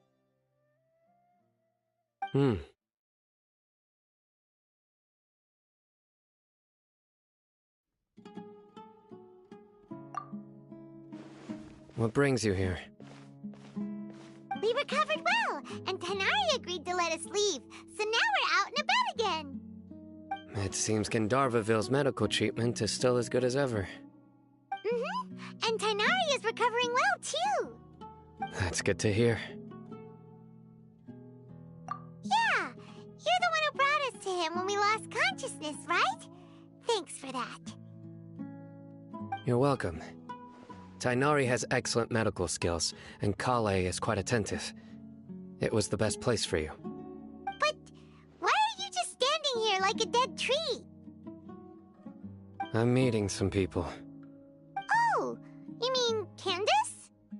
I've already talked with Candace and the village chief. They're still at the usual place. You can go there if you'd like to see them. But you know one of the people I'm meeting as well. Oh, by King Deshret's blessing, my friend suddenly appears in the desert. Don't tell me you've run into trouble and need us to help now. Roman! And... huh? Sataria? Oh, you know me? Oh, well, you're pretty famous in the academia. Don't worry, these are our friends. No need to be so guarded. I see. I'm doing well. Many good things have happened recently. Same here. Really, I feel that my whole life has started to shine after suddenly finding a new direction. Oh, tell us everything. Yeah, you go ahead. Alright, well, I suppose I should start by saying I've decided to leave the academia. What? It's not that I've given up on being a scholar. Instead, you could say I've found a new identity. I will no longer pursue research like a typical scholar, but I have not completely given up on my relationship to knowledge either. I can see what you're saying now. What do you mean? I plan to leave the academia and return to teach here in the desert. Wow, so you want to become a teacher? Sataria will return to support education here and teach people from the desert. She can't teach everyone on her own, but there are many of us Eremites all over Sumeru. She came to discuss a collaboration with me and hoped that I could bring her ideas to the Eremites. Yes, it's my hope that the Eremites can help me select a group of smart people with the best aptitude for teaching. I'll teach them, and after they've finished learning from me, they can go educate more people. That is the true meaning of education and the spreading of knowledge. The people of King Deshret suffer from sandstorms, exile, and ignorance. Miss Ataria is more than welcome to come teach here. Her arrival is like a star shining in the desert night. The stars have always guided caravans, thieves, soldiers, and travelers who get lost in the night. They lead those in the dark out of trouble and back to safety. Oh, please. Where's all of this coming from? I'm starting to feel a little embarrassed. You deserve these compliments. Mercenaries are accustomed to danger and don't fear death, which is why we recognize extraordinary actions that common people would easily overlook. Sataria's idea will bring much good to many people. At first, I feared it was destined to fail. Everyone knows that the academia doesn't allow scholars to teach in the desert without permission. As you know, all knowledge is under their surveillance and control, and very few desert dwellers are as lucky as me. But what I heard at that time has been haunting my heart, as if there were lightning bolts constantly bombarding my soul. Sataria, you tread a treacherous path, and the longer you ignore it, the tighter the academia's grasp on you will become. Sataria, why haven't you gone home? Never forget that the desert that belongs to you lies elsewhere. Miss. These words sparked something in me, and I knew that I had to bring something back to my people after going home. I gathered up the courage to approach the Grand Sage, only to find that he was no longer at the Academia. Lord Sino told me that Azar didn't belong there anymore. Azar has received much-needed punishment. Though, if you ask me, it may have been too light. Lord Sino helped me obtain permission to leave the Academia for the desert, and accompanied me here to discuss collaboration with members of the Eremites. My plan was able to go smoothly thanks to him and Rahman. You're all doing so much for the desert! Aside from that, I also have some other business to discuss with Sino. Lesser Lord Kusanali has allocated many resources to support and develop the desert. I've done some business for her, and part of it required the assistance of the Eremites. I applied for a few batches of educational materials from the Academia, and sent them to several groups in the desert, as instructed by Lesser Lord Kusanali. I believe the people will make good use of them. That's exactly what the people here need. Physical books and other related items. If it weren't for Sino and Lesser Lord Kusanali, I'm afraid we'd never be able to get our hands on them. Apart from this, the Academia is also recruiting scholars that are willing to teach in the desert. I'll let you and Satarian know as soon as I have any more news. We must be persistent about this, and maintain these resources to ensure long-term effectiveness. This is the first time in hundreds of years we've had a glimmer of hope. I think this may be the turning point for the desert. Remember these words. Here lies our faithful priest, Kasala. His wisdom is a miracle among the people, deserving of high praise and admiration. I hope people with wisdom like that priest will rise again among the desert dwellers. Then we'll once again see the wisdom and glory that once shook the world. Enough about us. Are you here to discuss some business too? No, not at all. We're actually here on behalf of Nilu.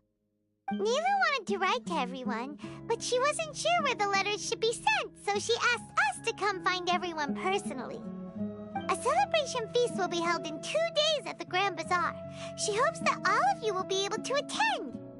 At the feast, we'll also be celebrating Sino's reinstatement as General Mahamatra. Although, judging from your appearance, it seems you've already been reinstated. Paimon thought you would only start working for the Academia after the feast. Celebration? Feast? It's the first I've heard of it. Tighnari was right. He really didn't know. This feast is for you, Sino. Sounds to me like you'll have to be there. It's rare to see that kind of expression from Lord Sino. You must not like feasts very much. No, not really. But I'll go. Well, I still have a lot to handle here. Besides, I need to look after Miss Sataria in the desert, so I'll have to pass. I'm afraid I won't be able to join you. Although, if you'd be so kind, please give a message to Miss Nilu for me. The message is, I'm sorry for how I treated you before, but now I understand the beauty of your dance. It's like a light shining in the sky. You and the art you symbolize are not only beautiful, but also lively and powerful, so much so that it was prohibited. Please keep dancing, and someday I'll be able to appreciate your art in person. Okay, we've got all that down. Our job here is complete as well. Oh, Sino, remember, party's in 2 days. Make sure you're there. Got it.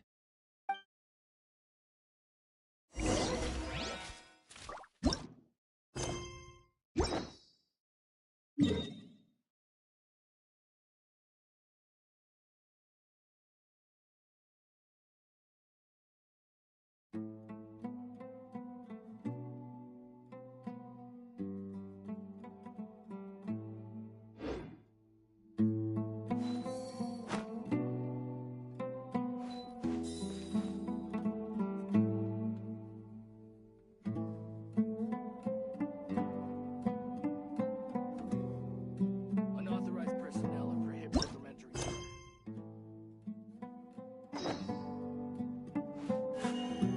A blade embraces its duty. As a jeweler cherishes their gems.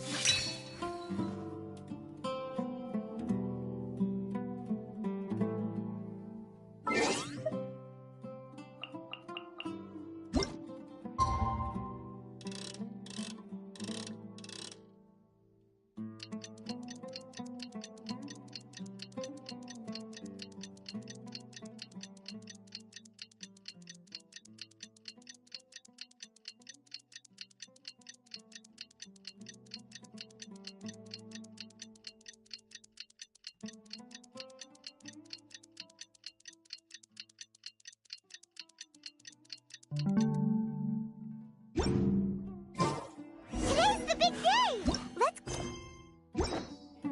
Duty.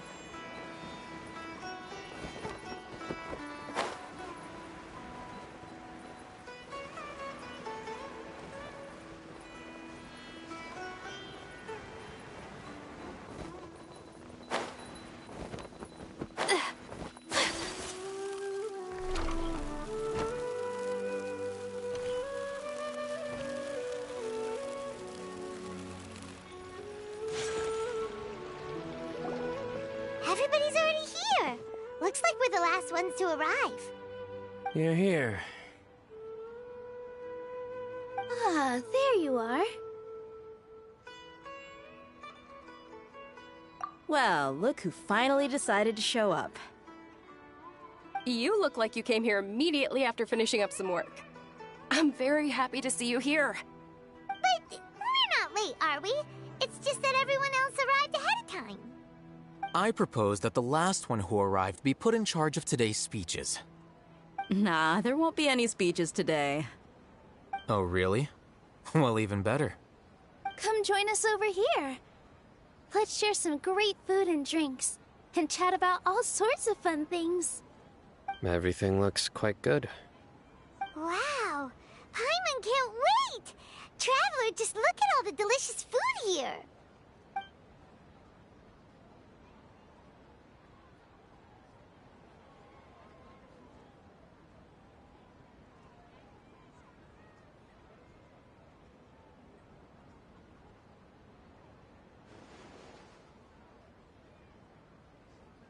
Whoa!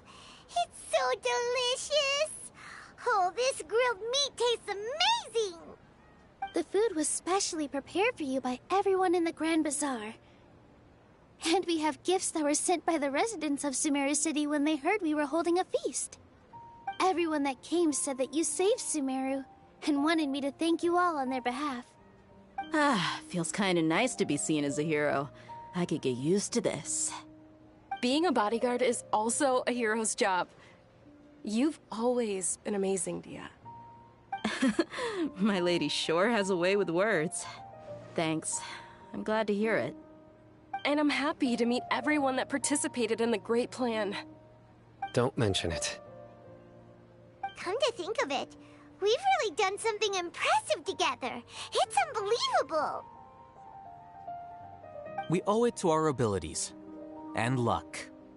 Really? Why do I remember everybody thinking that luck was against us and feeling like we hardly had a chance of succeeding? That's how I remember it too. It's luck that brought us together, and it was luck that let us form a team. Then, it took even more luck for us to formulate a plan and implement it successfully.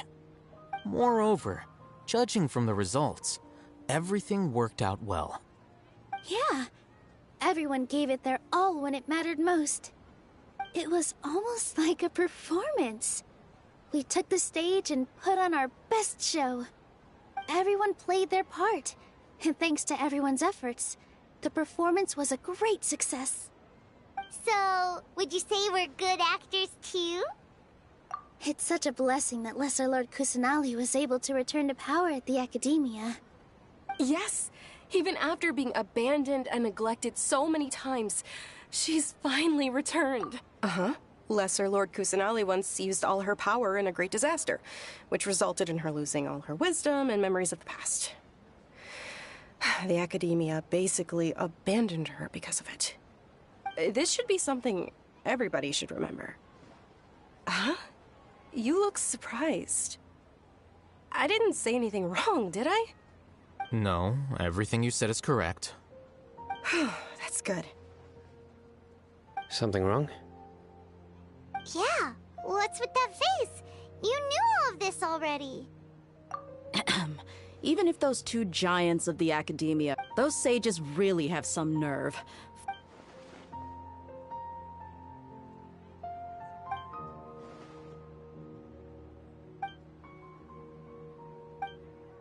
If you bite the hand that feeds you, don't act surprised when it turns into a knuckle sandwich, right, Sino?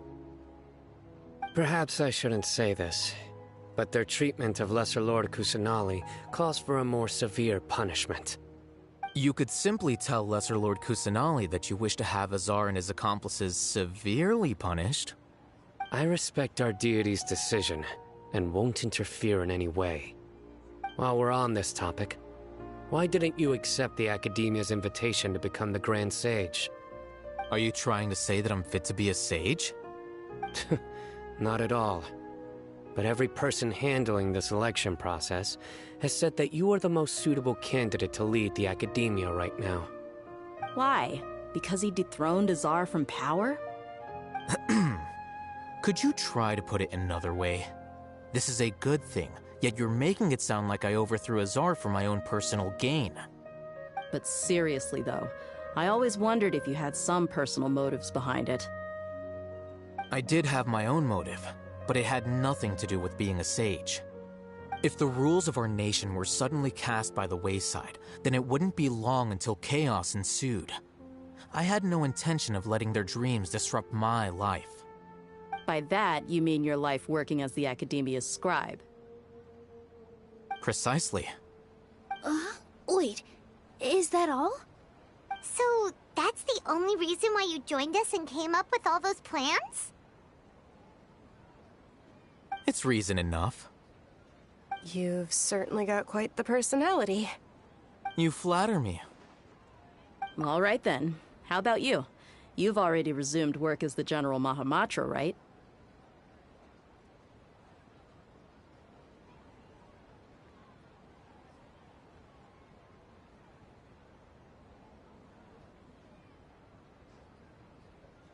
That's right.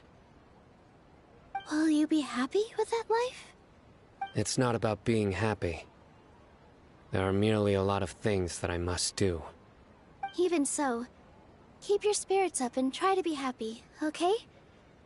And try to smile more every day, just like I'm doing now.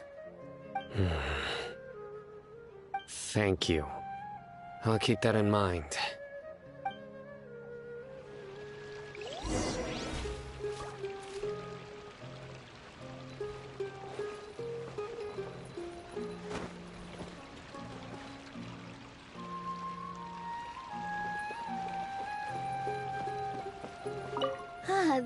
Well, how is it?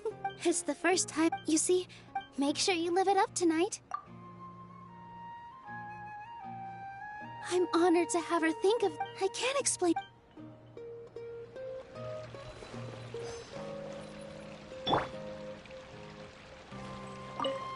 I seldom participate in such lively No. The Grand Bazaar is lively. That happiness? Oh well.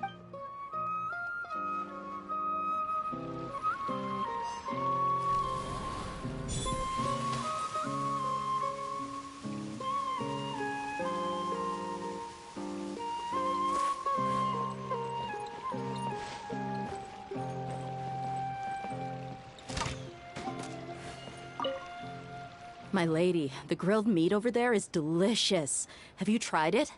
Yes, I also tried some fruit just now. What an amazing... You said it. Oh, look who else is... Hello! Oh, I'm so happy. Hey, less of that...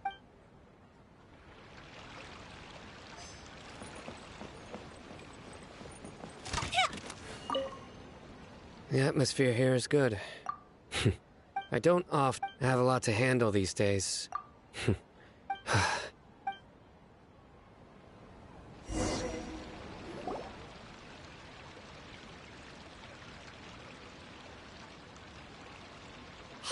what's wrong? Your head is starting to droop. Hey, you can't just fall asleep here. Paimon will go find something delicious for you to eat. You wake up, of course.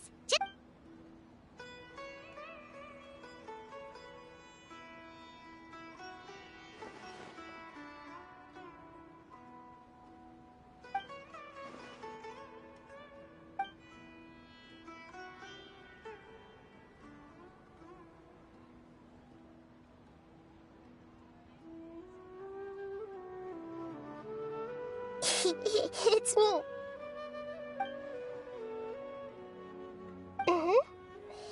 You may blame me for being a bit too self-indulgent. I was thinking the connection between us is amazing. It's like flora and the fence it grows upon. I heard there's an amazing celebration feast today at the Grand Bazaar. I wanted to have a look for myself, so I snuck in. Lately, I've been so busy dealing with all the fallout from recent events, so I really haven't had any free time. Although you've already helped me with a lot, there's still one more thing I hope you can help me with.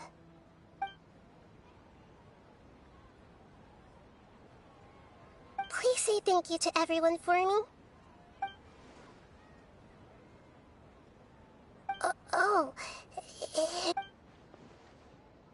But if I just show up all of a sudden, people will be... What if I end up scaring them and ruining this one?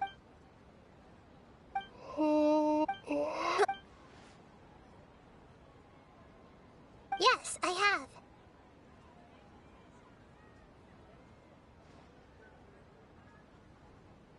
You said I should go thank everyone as myself, right? So... I've decided to borrow your body for the time being.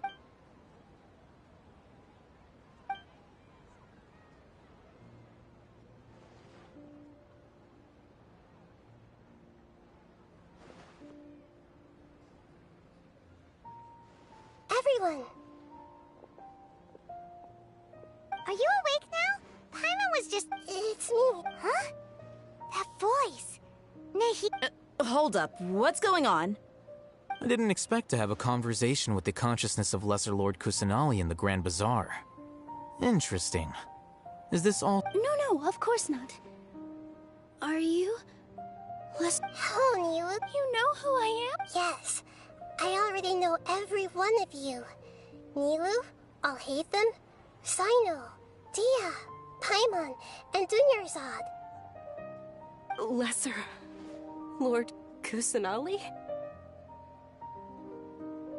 I took the liberty of occupying the Traveler's body so that I could... Thank you so much for rescuing me, even if that meant placing your own safety in peril and taking the risk of becoming enemies with the Academia, the Sages, the Doctor, the Balladeer, and even the entirety of Sumeru. Without you, without any of you, I would have been in a much more difficult situation. Had you not helped me to resolve the crisis, not only I, but Sumeru and even the entirety of Teyvat would have suffered great misfortune. People refer to you as the heroes who managed to rescue a god. I'm quite fond of this name. It not only explains your identities, but also bears witness to your relationship with me. Please, allow me to present to you... Lesser Lord Kusanali, you have done so much for Sumeru, and I didn't even have a chance to do anything for you. You don't have to do this. Dunyarzad, the suffering you endured during your illness is also proof of you being with me and praying for me. Thank you. You don't need to be so ceremonious. It's always been my duty to protect you. This is how the relationship between the Academia and Dendro Archon should be. We just did what was necessary and set things back on the right path. You're an Archon, but you act so humble. You really don't need to be so polite with us. I'm honored to have been able to take part in this plan. I hoped you liked the— Thank you, all of you. Thank you so much.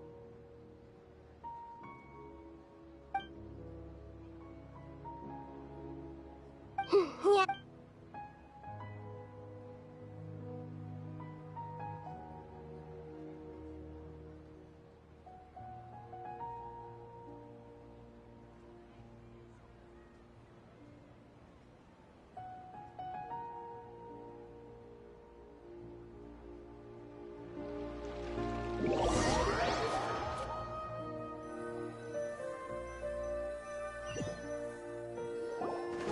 Are you awake? Did you rest well? After Nahida left, you ate a lot of food. You've become a glutton.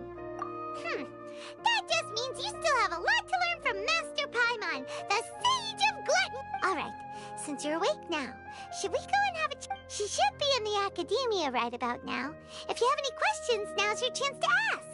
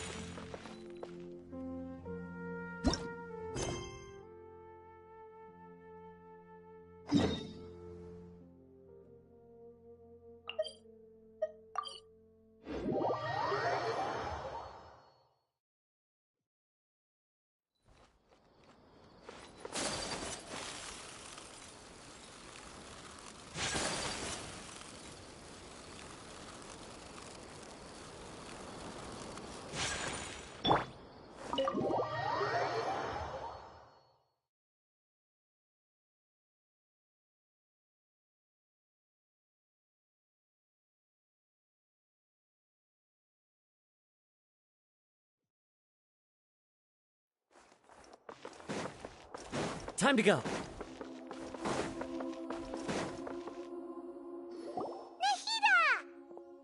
Hello, Traveler and Paimon. What a fantastic night. I'm still immersed in all the happiness and joy. So are we, and that's why we're here to talk with you. Is there anything you want to know?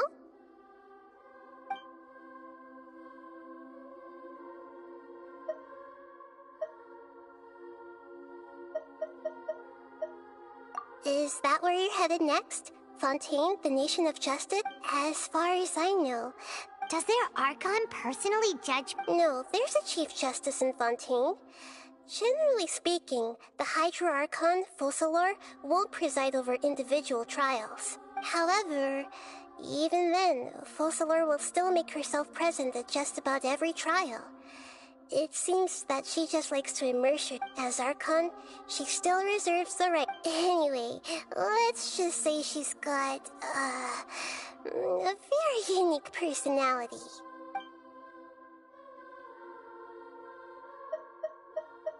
Are you sure? Huh? About your... While you were resting at Gandharvaville, I took some time to perform an Irminsul search for information on your sister. Yeah! Isn't Irminsul a repository for all the information and memories of Teyvat? So there shouldn't be anything on him or his sister. This is true in your case. Irminsul indeed does not have any information on you. However, there must be something different about your sister. Because, as it turns out, the world has recorded information on her after all. What? There is only one possible explanation. She belongs to this world.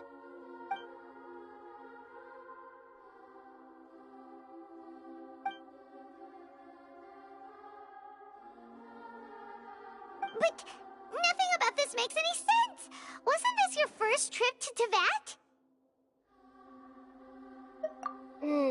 According to the records I was able to access, your sibling suddenly appeared in Conria.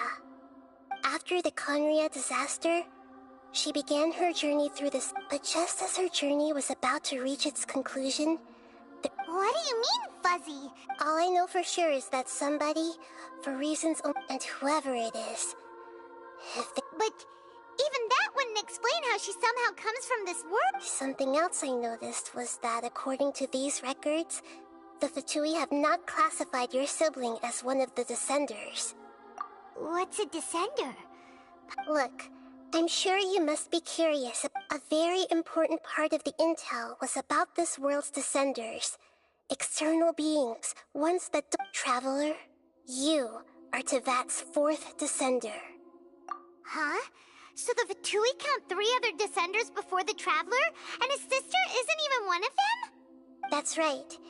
My current hypothesis is that the first Descender was likely what we now call the... As for the other Descenders, I still need to verify their existence. It could take me some time. Paimon's head's about to burst from all this crazy new information. And yet, even knowing all this, I'm sure you must still have a lot of unanswered questions. I must say, I truly regret that I can't help you more as the god of... There are many questions in my heart as well. And soon, you'll also begin your journey anew, and depart. I'm very interested in your future. If fate is the ultimate... Paimon's sure glad we... The pleasure is all... Alright.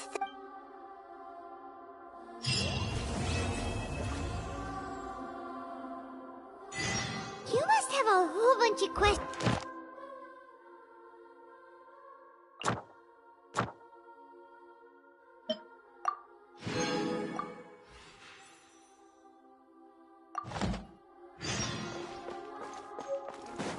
Like, about these Descenders. So, does that just mean people like you who come traveling to...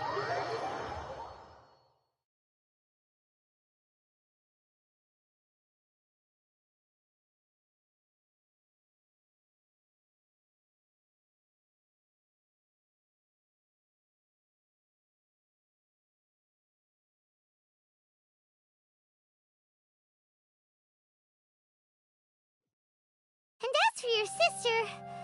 Whew, so many questions. Let's...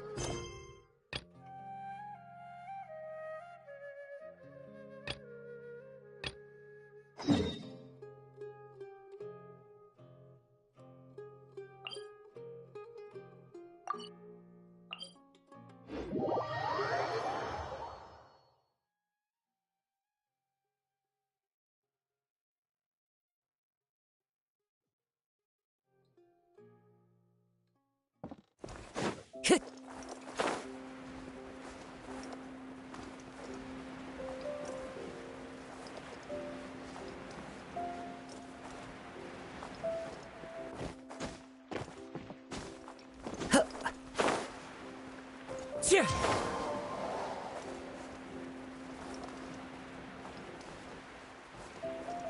Yeah. Time to go.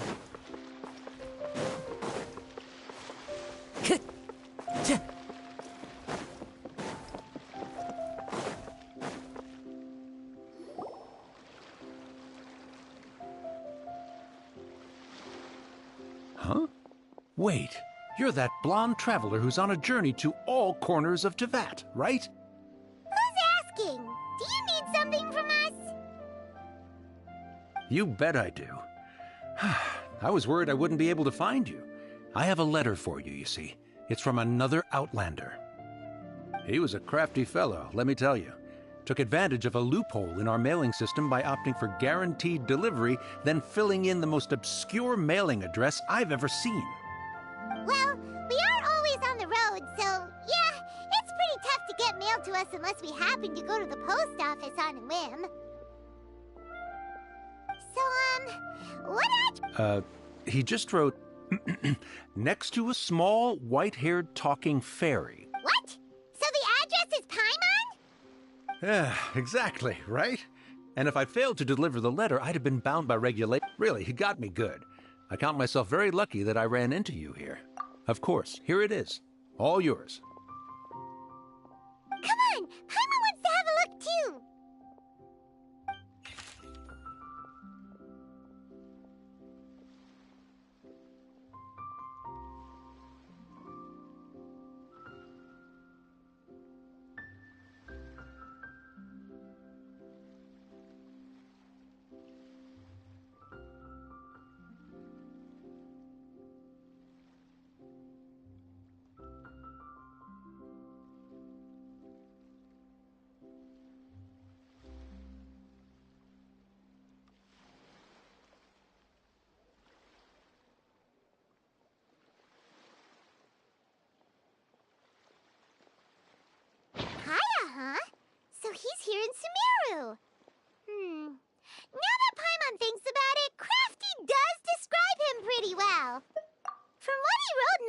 it looks like he didn't think there was much chance of it reaching us.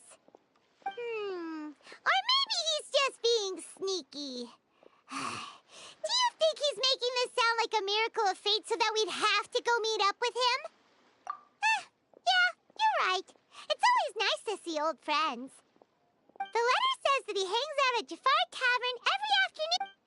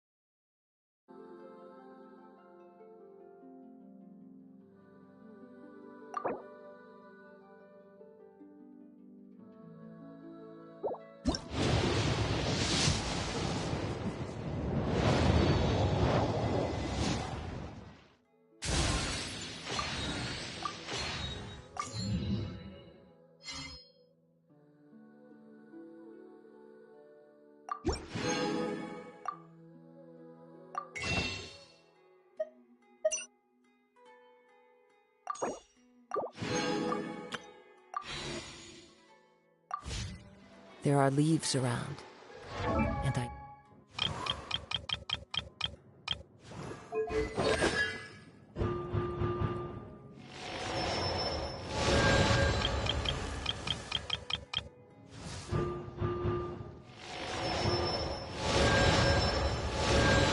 Just the tune to accompany them, if you wish to hear it.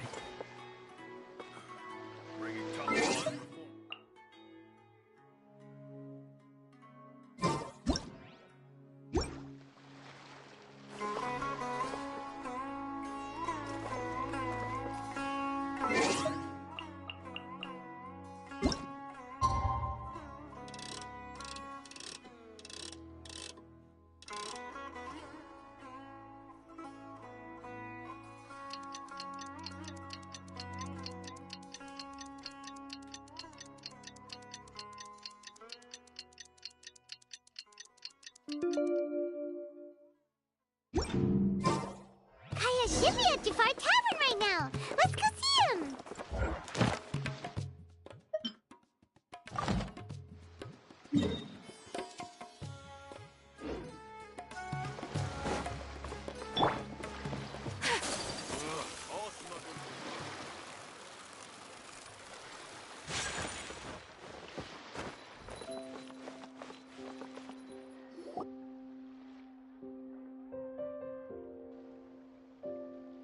I'll have something I haven't tried yet, boss.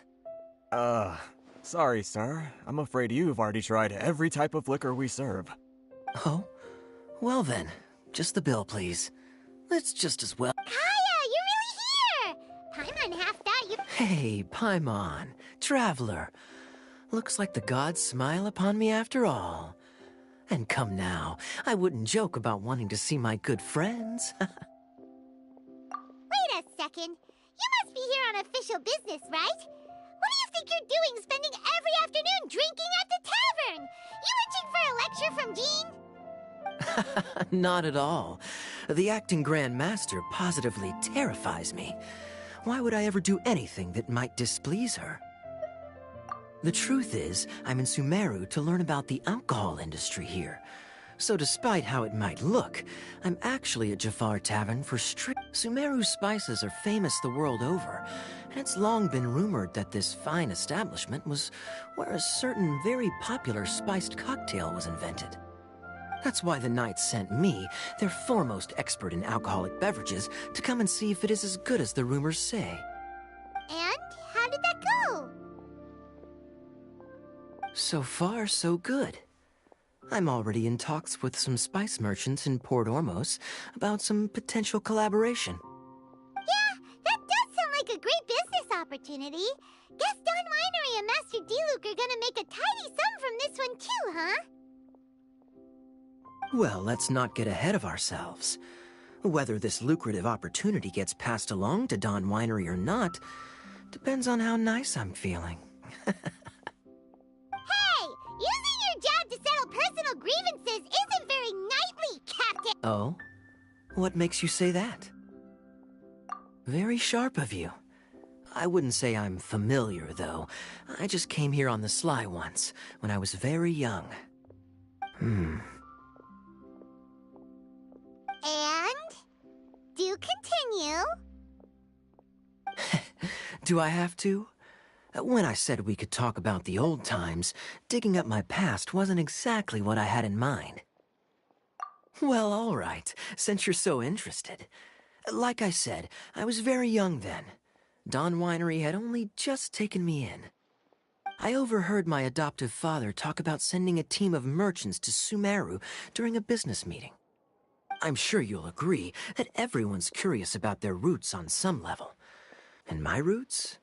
They're in Conria, which is said to have been located deep underground, somewhere near Sumeru. And so I stowed myself away amidst the cargo, and silently joined the merchant delegation on their trip to Sumeru. But it wasn't long before the merchant delegation received news that I'd gone missing. Their leader promptly found me, and before I knew it, my adoptive father was dragging me back home by the ear. It was a short-lived adventure. Sorry I don't have a more thrilling story for you. Honestly, not much. The only reason I knew that Conria was near Sumeru is because I happened to read that in a book when I was young. My life had less and less to do with Conria as I grew up, and so I started caring less as well. I used to believe that I had inherited some sort of duty from my father. But then I began to wonder. Maybe my father left me in the peaceful land of Mondstadt for no other reason than simply to keep me alive. As well as ensuring that I'd be safely cut off from certain things. The thought that I might be able to actually live a happy life there must have been the icing on the cake. This is obviously all speculation. Simply put, I'm afraid that I'm not particularly in the know on this topic. These days, my surname, Alberich, is probably the only link to Conria that I have left. One death afternoon, please, boss. Tell me, what do you know about the significance of that name, Alberich? Dainsmith? Ah, you've decided to join us. I was wondering how long you planned on listening in. I believe I've seen you before in Mondstadt. Dainsleif, if I'm not mistaken. So you remember me. Then we are already acquainted, Kaya Alberich, descendant of the Abyss Order's founder. Huh? What? I take it that you weren't aware of this until now, Kaya. Or you wouldn't have been so forthcoming with your surname. Oh my. That's quite a lot of baggage for a surname, isn't it? Though I must say, it does confirm an old suspicion of mine. I suppose that was why my father left me in Mondstadt after all. I'm surprised that you take me at my word without the faintest hint of skepticism. Well, perhaps what you told me just happens to answer some questions I carry in my memories. And in any case, I recognize your eyes. You're a pure-blood Conrian, aren't you? Very clever. Forgive me for being direct, but I sincerely hope this new knowledge doesn't change anything. If you've already let go of your ties to the past, then keep it that way. Kaya, you're not involved with the Abyss Order in any way, are you? Hey, hold on now.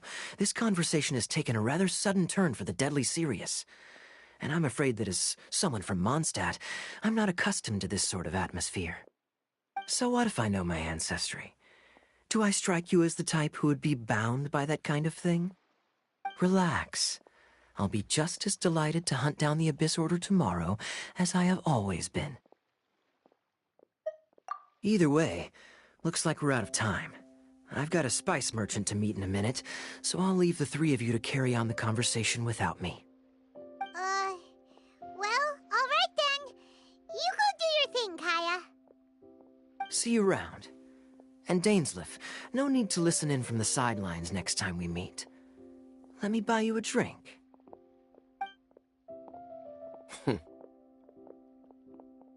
don't really trust him, do you, Dane? You're both from Conria, but you get on like oil and water.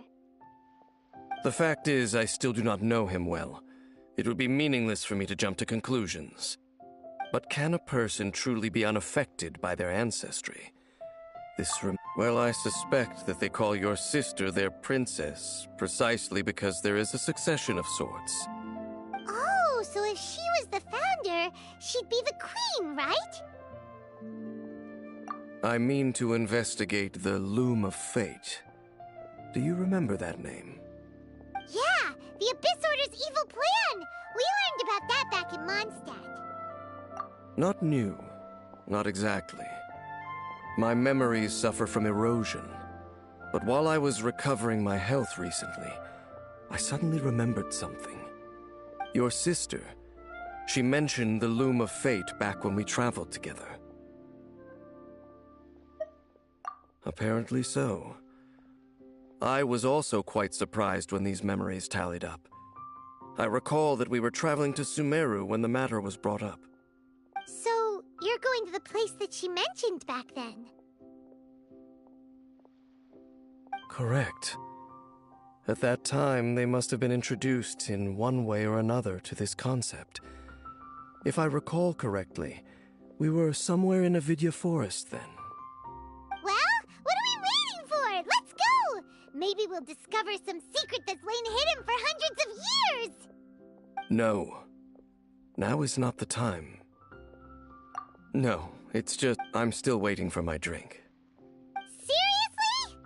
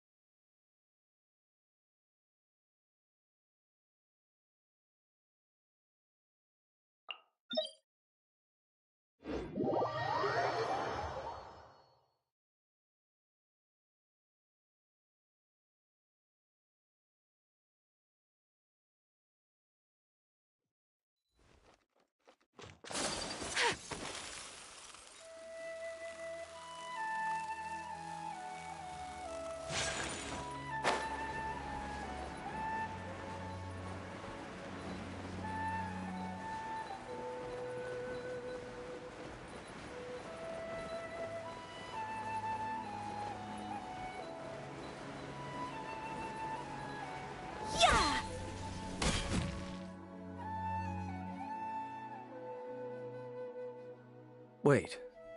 This place, it's familiar. What about it? It looks pretty normal to Paimon. Was it like this hundreds of years ago, too? Yes. The forest has barely changed from how I remember it. There is very little human activity here, after all. Let's search the area and see what we can find.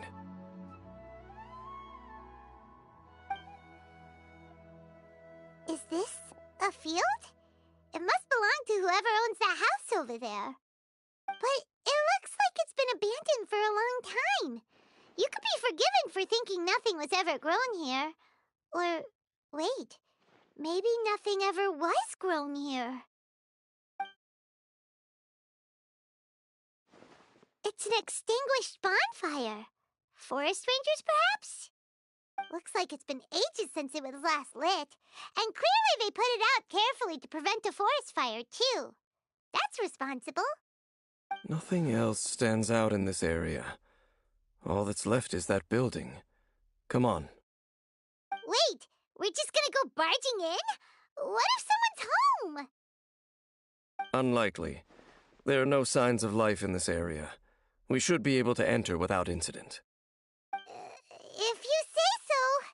Well, you lead the way then, Dane.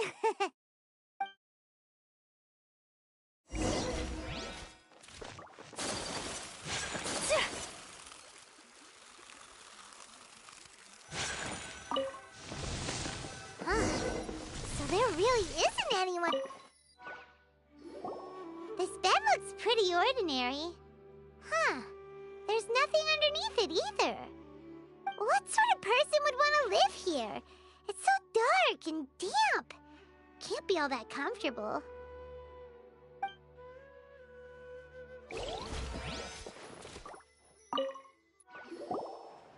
Hey, look!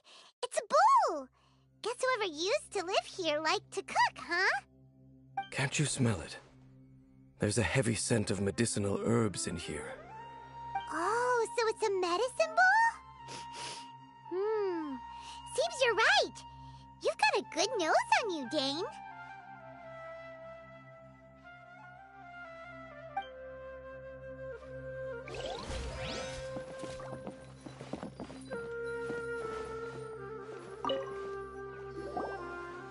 There's a box over here. Why don't we open it?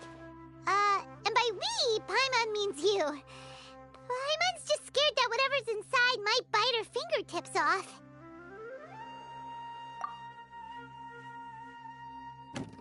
Huh? This is a mirror. It's broken, too. Was this a makeup box?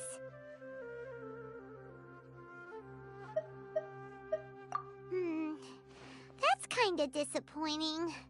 Paimon was hoping we'd uncover some super big secret, especially after Dane talked this place up.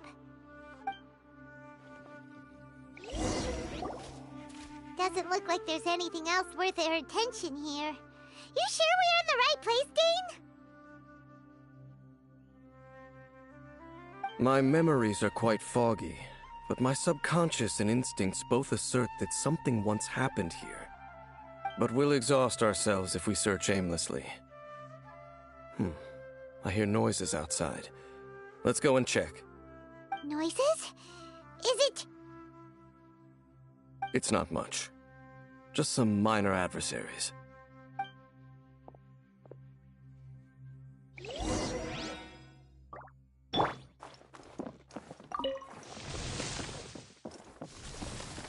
Monsters?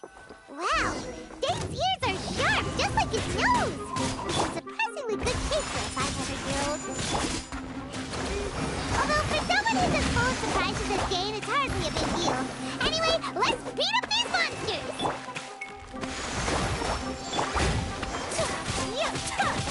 Whirling snow! One with nature.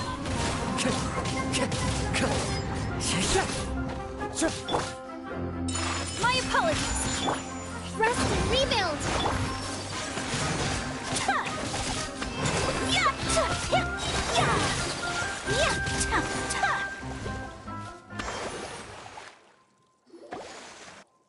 I doubt that the appearance of those monsters was wholly random. There must be something nearby that attracted them. A ley line anomaly, perhaps. But it seems to be more than that. Okay. I'll go slightly... What? You're going alone? You better not be trying to keep some secret from us. Your suspicions are as banal as they are unwarranted. I merely think that this house should remain the focus of our investigation, and as such, someone ought to stay here and keep an eye on it. Not to mention that if even forest rangers are capable of investigating ley lines, I will be more than able to handle it alone. Fair enough. Guess we'll just camp out here then. Got think there's a bonfire over there.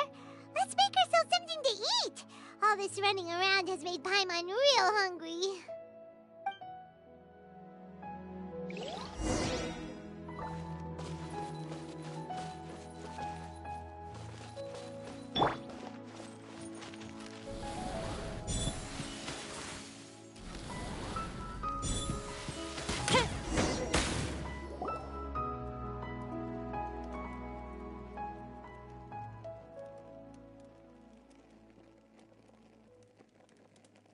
Your cooking is as good as ever. Even if there was no other reason, the food alone would be enough for Paimon to stick with you.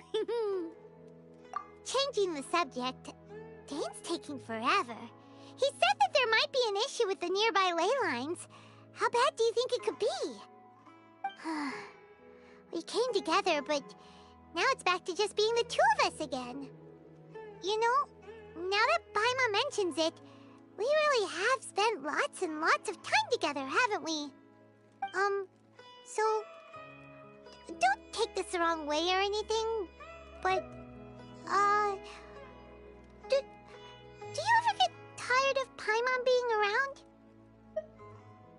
Oh, you stop it! Now you're embarrassing Paimon. So, next question. Don't know if it's okay to ask this, but Paimon's curious. What was it like traveling with your sister?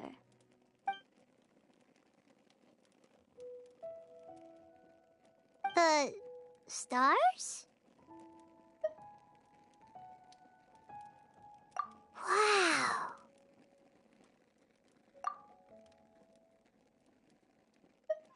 Yeah, Paimon understands. Being separated without even knowing the reason why, it's just terrible. But we'll find the truth together. Sure as Paimon's your guide. Just you wait, Heavenly Principles! And you too, Teyvat! You know what? We've talked too long about this sad stuff. Let's talk about something happy instead, 'cause if you're sad, Paimon will be too. All right. It's getting dark, so why don't you rest? Paimon will take first watch. Don't worry, no monster's gonna come and eat you up. Oh, come on! Don't say that! Paimon just wants to look after you for once. Nighty-night.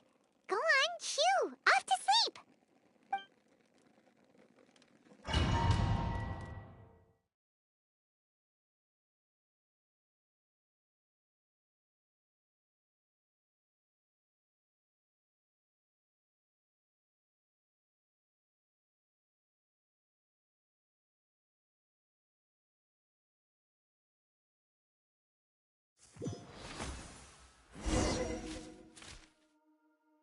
Hey, time to wake up. The sun has risen.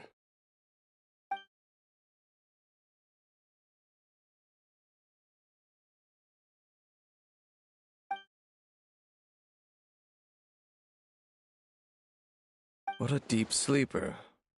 You do know that we need to... Tear stains. You dreamed of your sibling last night, didn't you? All right. Rest here a bit longer then. I'll head into the forest to investigate.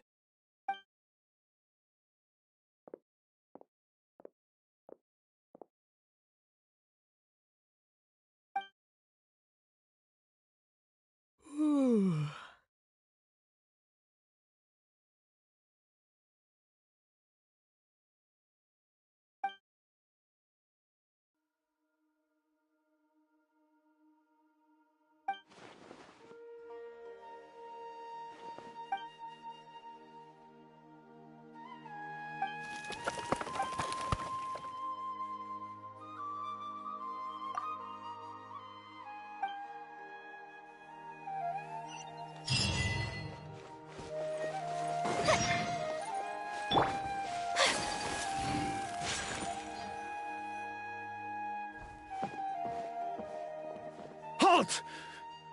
What do you think you're doing? This place is not whatever you think it is. Nor should you be poking your nose into my business! Begone! Your travel companion? You mean the one that was keeping watch by your side last night? Your companion departed for the forest early this morning. That much I saw with my own eyes.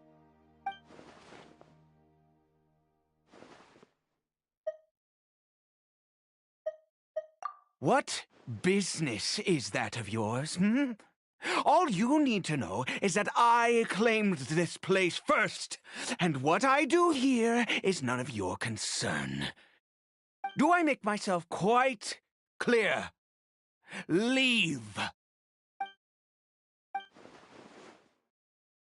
Well, what are you waiting for? I've been observing. Still, I'm warning you, no funny business. Promise me that, and you can do as you please. Okay, fine. Whatever. Just move aside. You... Oh, go on then. Have it your way. I knew I wasn't going to be able to hide this anyway. Just come in. But no overreacting to anything you see in here, okay? You understand? Come on, then.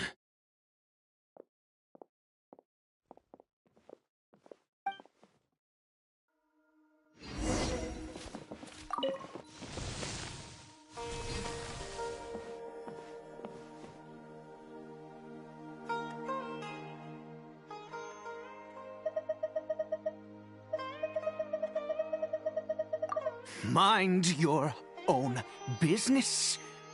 Don't worry. He isn't aggressive. How could he be? He was too young for anything like that. So don't you lay a finger on him.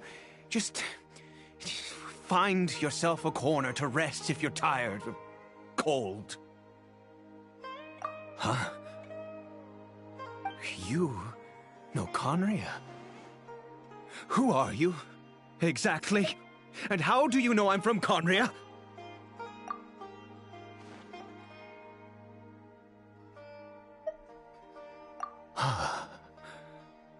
Do you worship a god, traveler?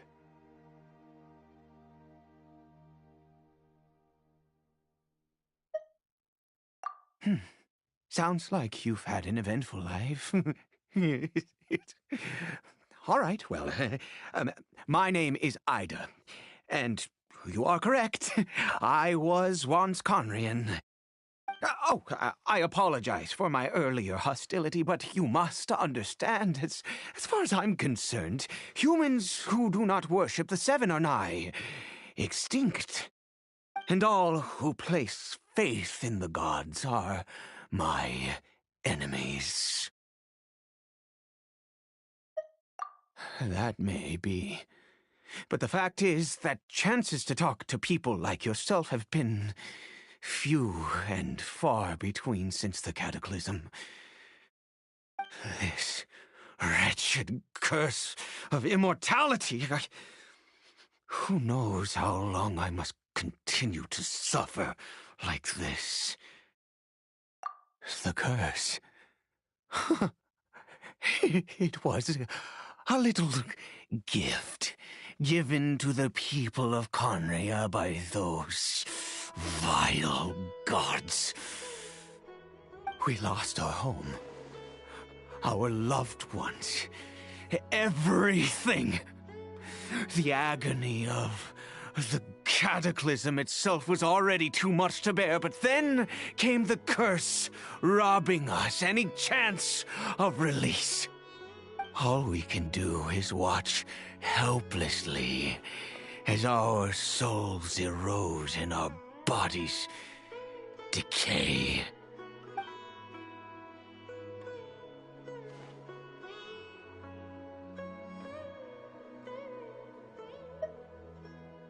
Because, although Conria began with a single bloodline, it was a home to others too.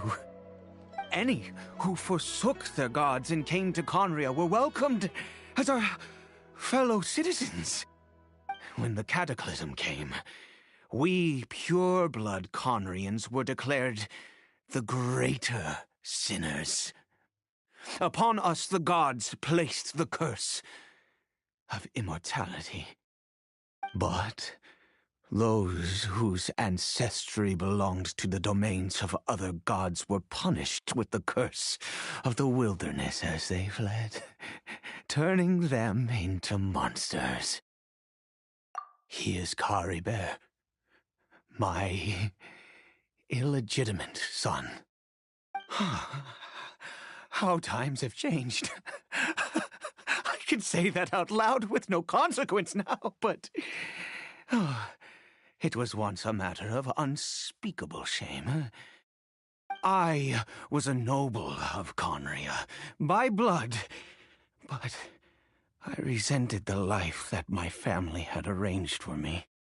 Then, one day, I met a beautiful woman amongst the people. Her roots were in Mondstadt, but that mattered not to me. It was love at first sight. Caribert faced great hardship from the very moment of his birth, all due to my selfish desires, and I was never able to be there by his side for any of it. After all that, he turned into a hilichurl right before my very eyes. I always owed him much, and now at least I can finally be close to him. She was. We were separated. I do not wish to dwell on it.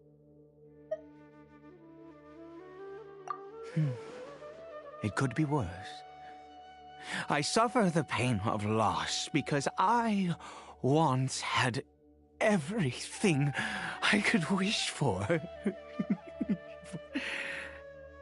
And now that I have lost almost everything, the little that remains I see with new clarity. If nothing else, at least I still have Caribert.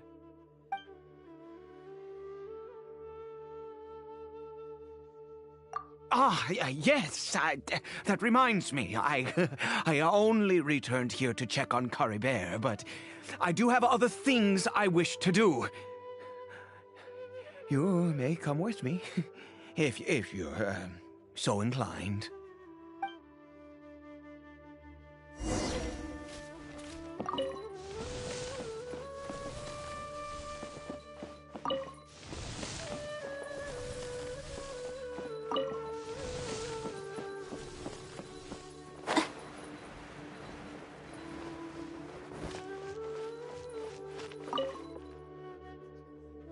Over here.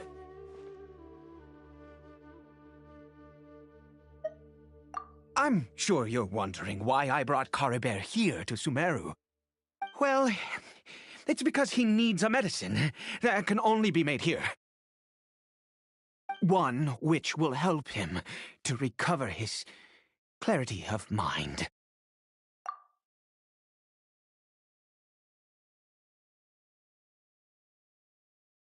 I do not hope to break the curse. I am well aware of my powerlessness against the punishment of the gods. But it is said that this medicine is imbued with the power of Sumeru's god of wisdom and can awaken the mind from a state of deep stupor. It has been used in the past to treat cases of mania.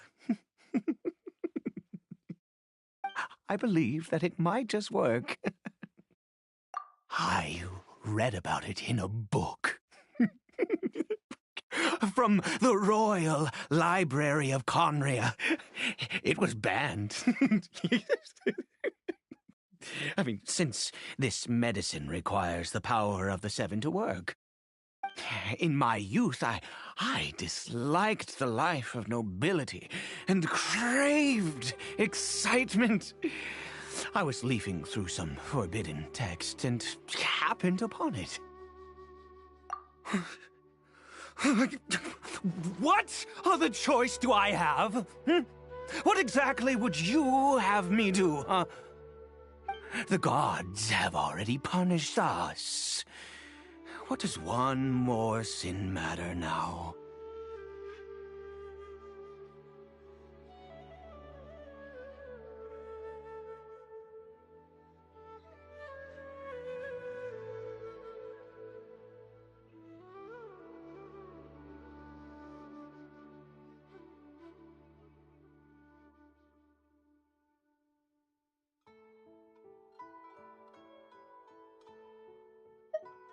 Never mind. As long as you understand. I'm sorry. I struggle to take control of my mood sometimes. Perhaps a consequence of having lived too long. As it happens, I am in dire need of some help to make this medicine. My hands don't have the dexterity they once did. I fear they may be decaying from within. All thanks to this curse of immortality. Okay. To start with, take this ingredient.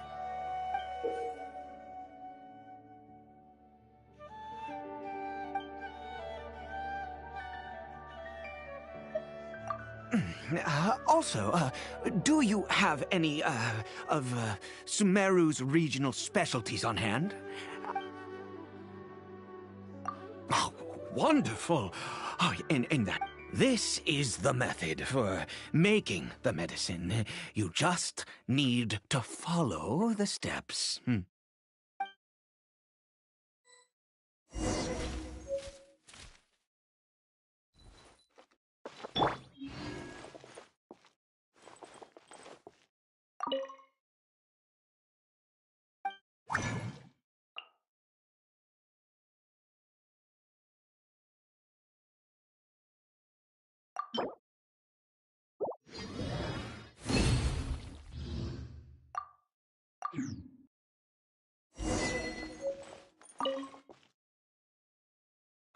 Is it done? Oh, splendid. Let me see. In all honesty, I do not know what the end product is supposed to look like. The banned book didn't feature any illustrations. Well, the moment has finally arrived. Curses. No! We need to perform one final step to complete the medicine. I said before that this medicine relies on the power of the God of Wisdom for its restorative effects. Which means we must pay a visit to a statue of the Seven.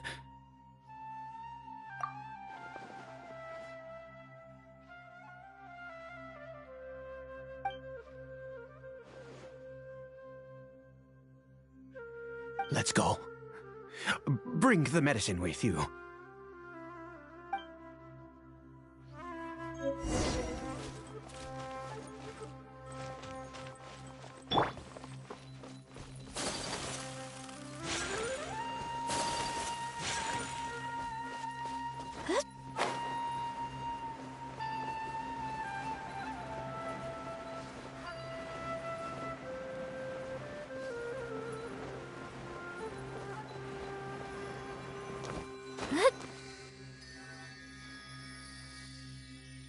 Look at this statue.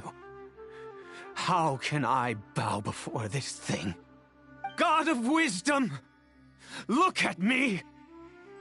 I will utter no prayer, nor will I sing your praises. You and your kind destroyed my home, wrought unfathomable suffering on my compatriots, yet here I stand before you. You cannot mock me more than fate itself already has. God of Wisdom, I seek not to disavow myself of the sinful blood that flows through my veins. I wish only to beseech you to have pity upon a young and unfortunate soul. My son, Caribert. He was turned into a monster before he had the chance to witness anything beautiful in this world. This is no fate for a child. If everything the gods have done was in order to have the impious people of Conria bow their heads, then I bow to you now. I have given up all I ever stood for. All I ask is for a tiny miracle. For Caribert to see this world once more. Please, God! I beg of you.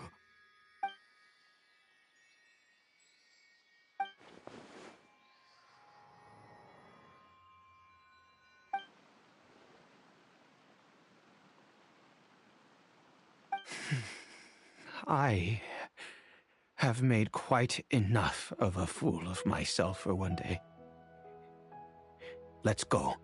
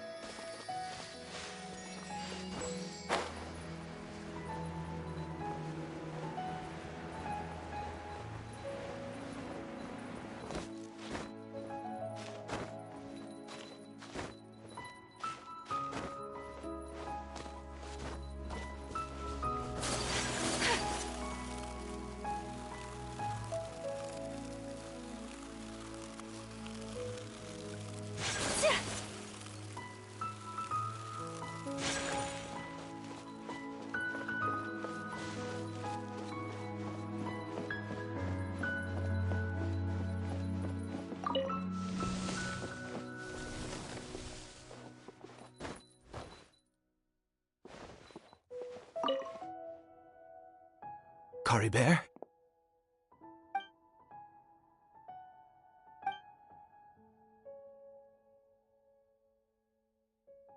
Well, we've prepared the medicine.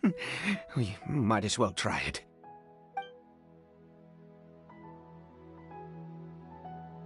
Caribert, it's me. It's your father. Caribert. Caribert, please say something.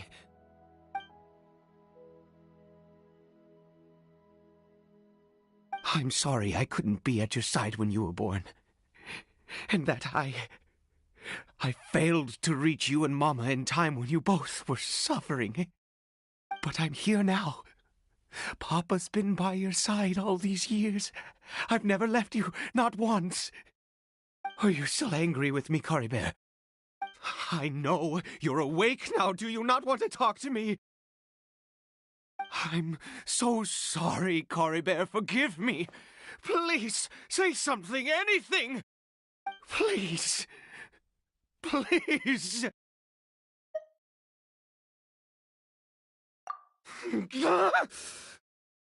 Oh, gods above! What more do you want from me? You took everything from here, and I still bowed to you. I'd give you my very life if only you cared to take it! But you won't even let me die! I knew it. I should never have trusted anything that had to do with the gods. I was just deluding myself. The gods of this world have never stood with humanity, not even for a moment. Other reasons.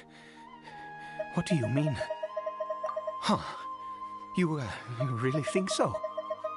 Give up? No, never. And yes, you're right. I cannot let myself wallow in despair. Even if I must stay here with him for 50 years, 100, What difference does it make? I do not lack for time.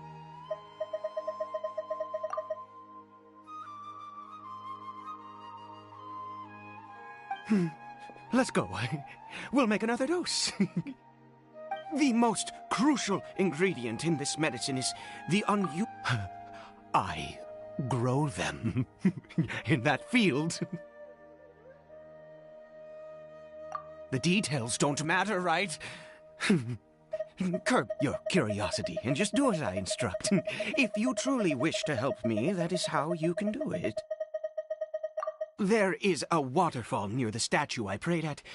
I need you to collect some water from there around 2 in the afternoon.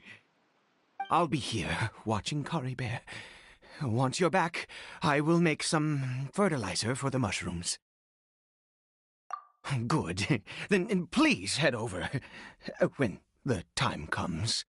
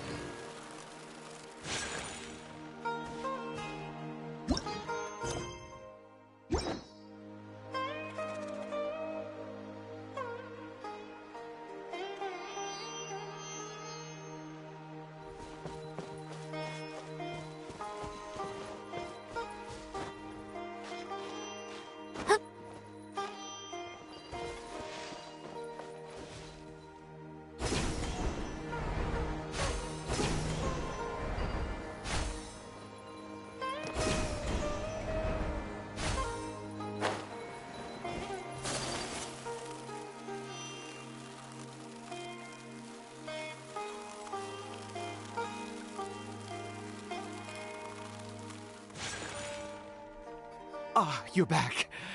Coribear's condition is stable. By which I mean he still isn't responding. Anyway, give me the water.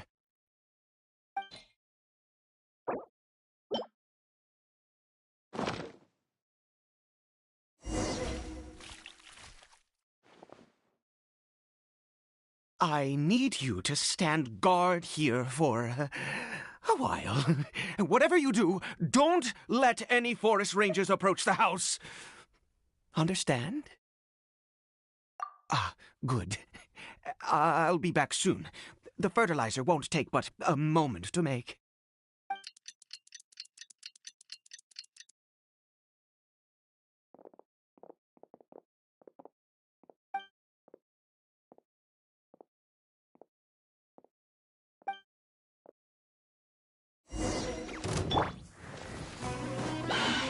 Windstrider! Hold the line! Whirling snow! Ha! Ha!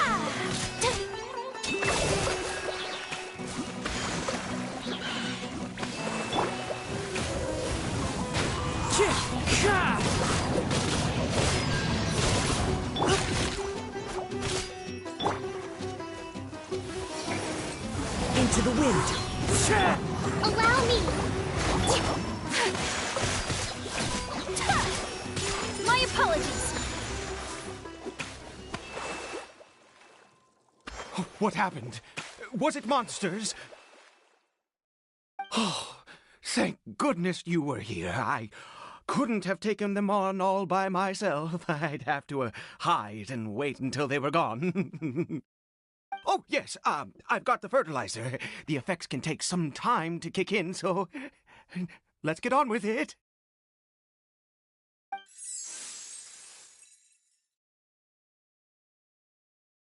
Next, we pick the mushrooms and repeat the same steps as before to make another dose. I trust you still remember the method.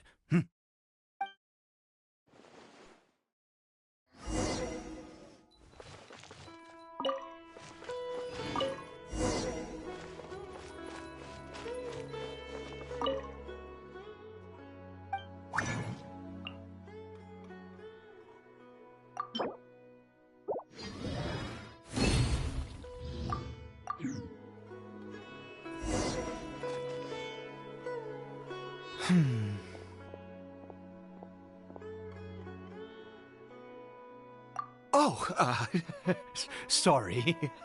I just, after resting in this field for a while, my thoughts began to wander. I have been so very wary for many years. If only I could fall asleep here in this field and never wake up again. I do indeed. That's why it was just a fleeting thought. Thank you for your help once again. Now, for the final step. Back to the Statue of the Seven.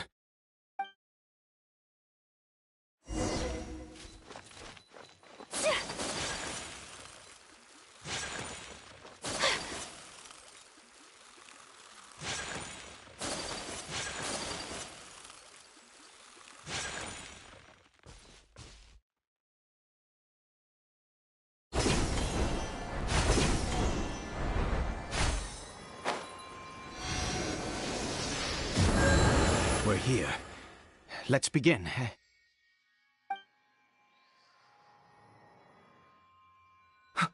Wait a moment. Hey, what was that? Coribert! Oh no, he must have left while we were too busy preparing the medicine to notice.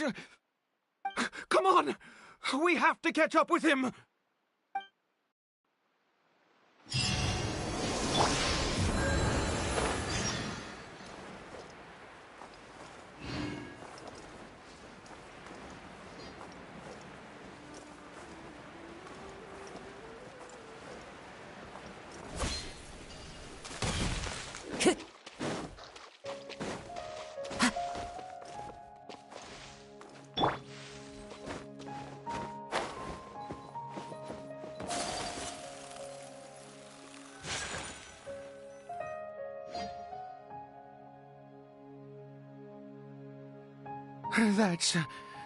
That's not Coribert.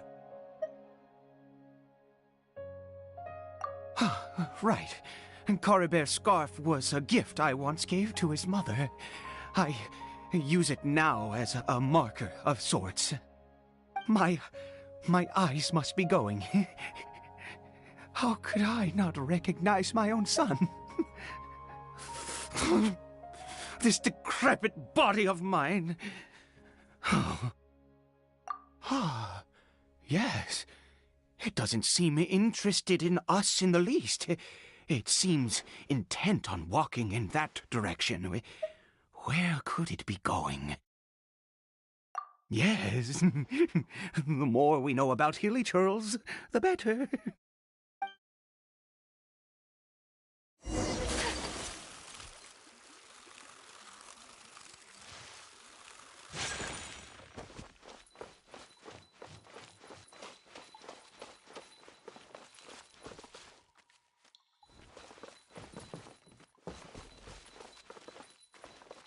Did it go in here? Well, let's head in.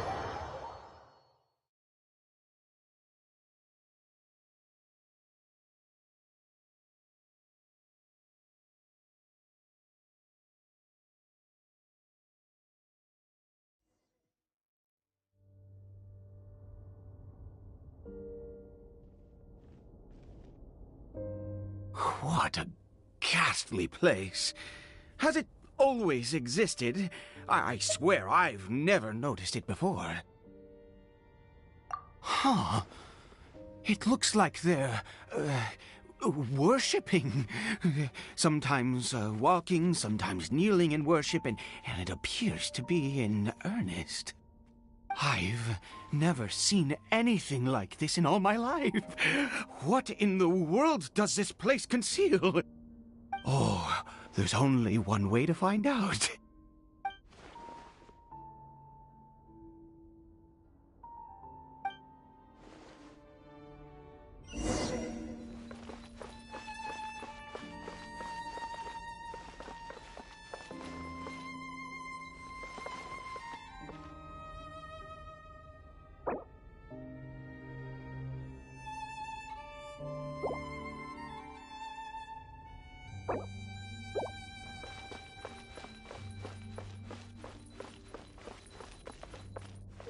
Yeah! Right.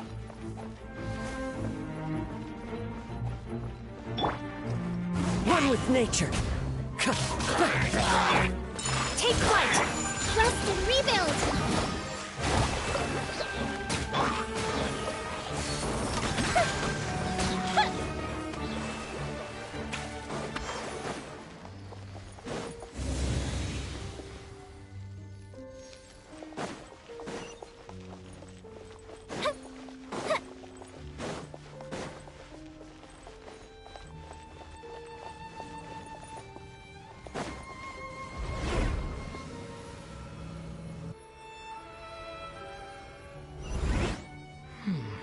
Is this a teleportation device?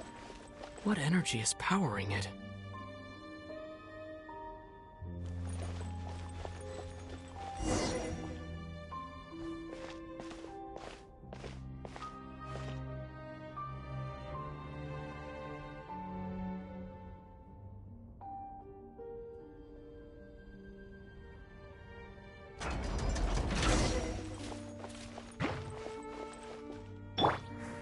The wind knows me.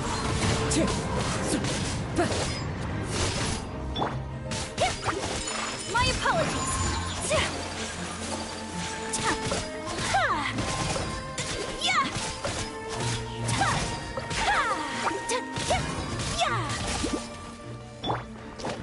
One with nature. Hold the line!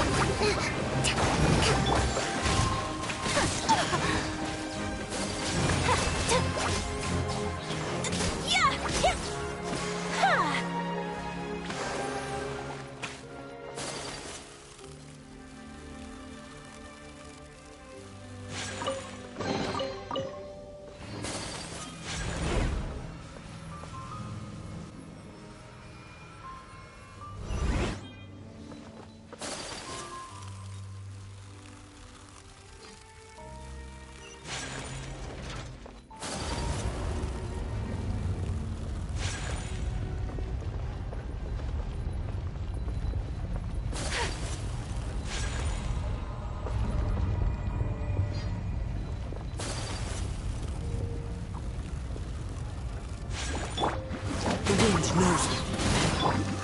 Take flight! Rest and rebuild!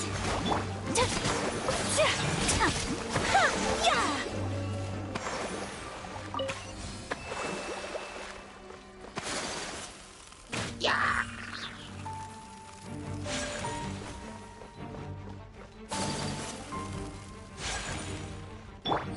Into the wind.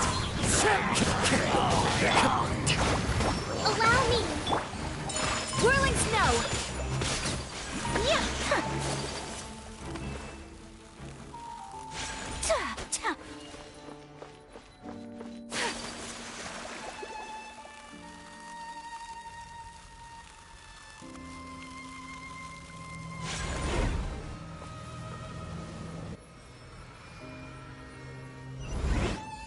How did I get on the ceiling? Did the room turn upside down? Or gravity itself?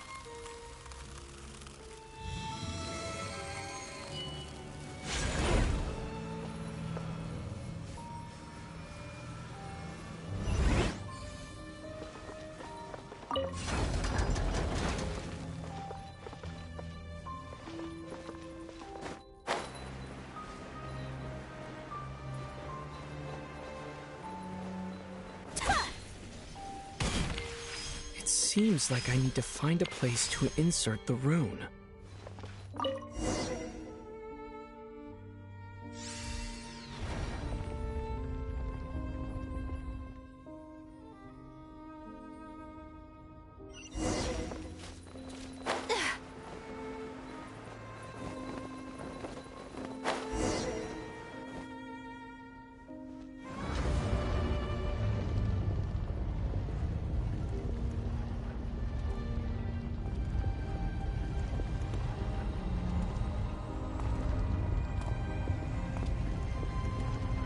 Halt, humans! Fate has not granted you the right to enter this place.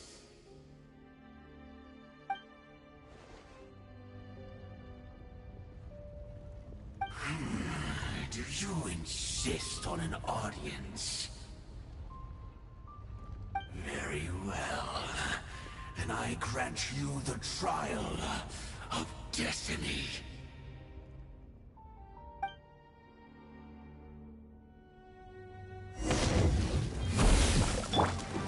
One with nature. As one with wind and cloud. Take flight! Hold the line! Yeah! And brace the ice! Yeah! Ha! Ha! Yeah! Ha! Yeah! Ha! The wind knows me.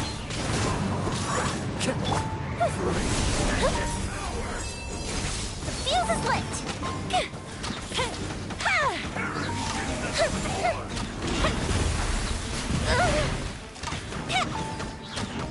Winter is nigh. Blood run cold. Foolish mortals. Unthinkable! Conquers all. Whirling snow! Go the ship down! The festival ends. One with nature.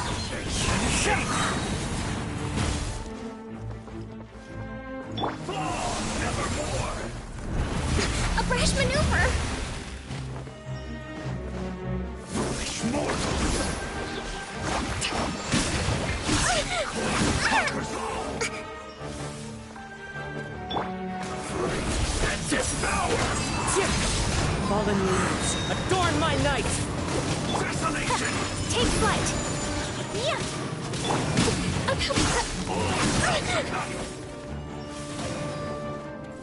Allow me a co-battle! The wind knows me.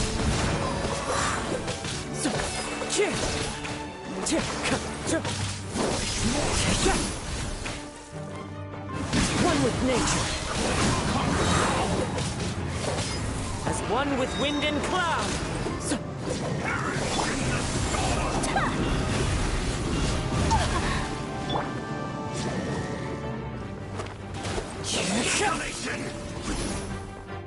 The wind knows me. Hear the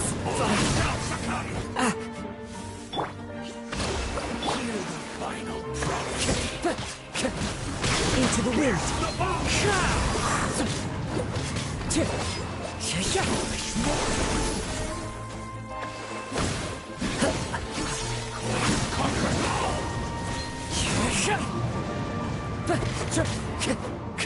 Time to go. And devour. The wind knows me.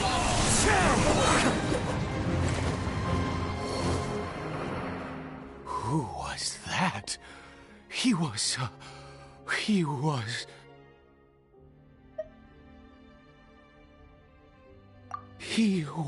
a perfect being. I'm in awe.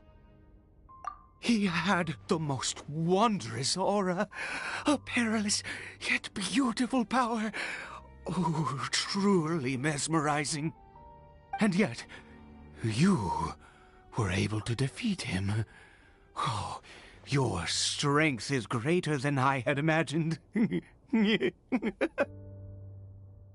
Let's continue on.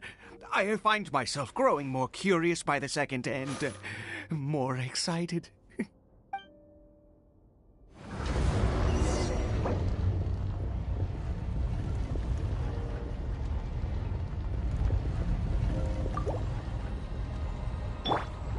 Rest and rebuild!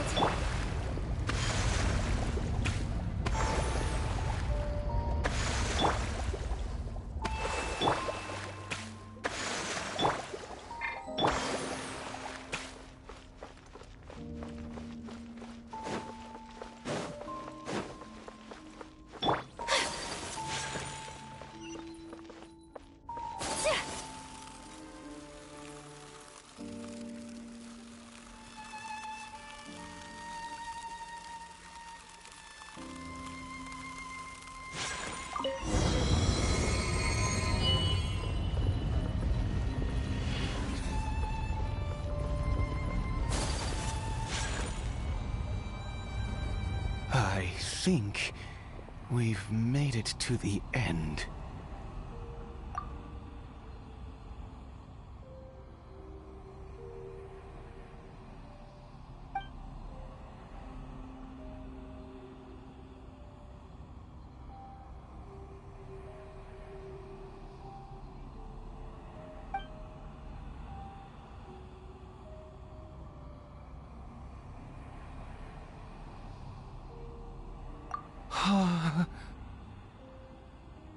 Oh, dear creature, why do you bow down? For fear of the unknown? Or for a power that you covet?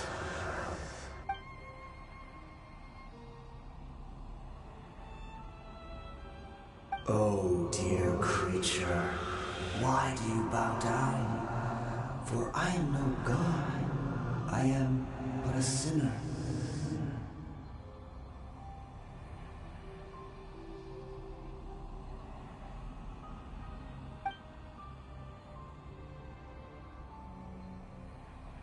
You are like a flower, born in sin, yet pure, spotless. I know your fate well.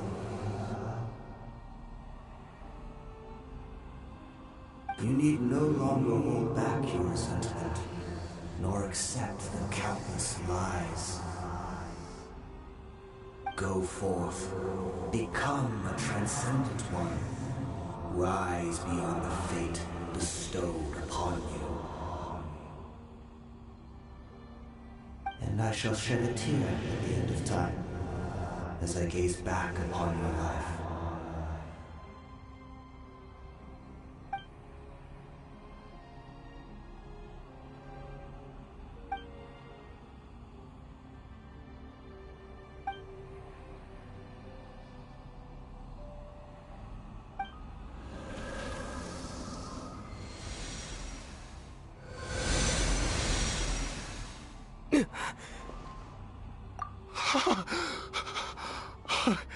What just happened?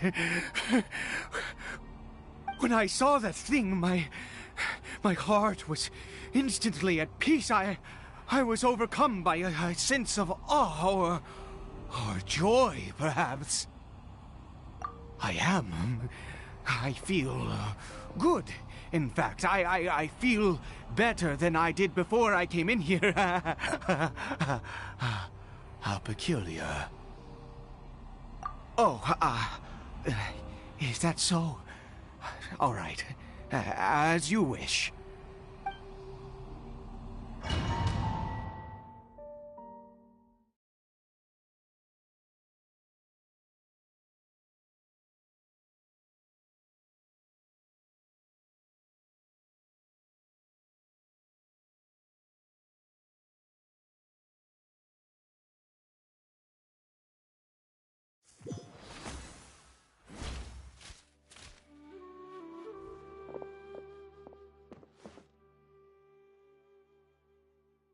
I have a strange feeling that what just happened was meant to be. For this to happen, right at the moment when I was dreading worshipping at a statue of the Seven, it's as if fate was calling to me. You say that I bowed before that thing, so perhaps it might be just as effective. I have to try. No matter what, you said it yourself. I have to exhaust all options.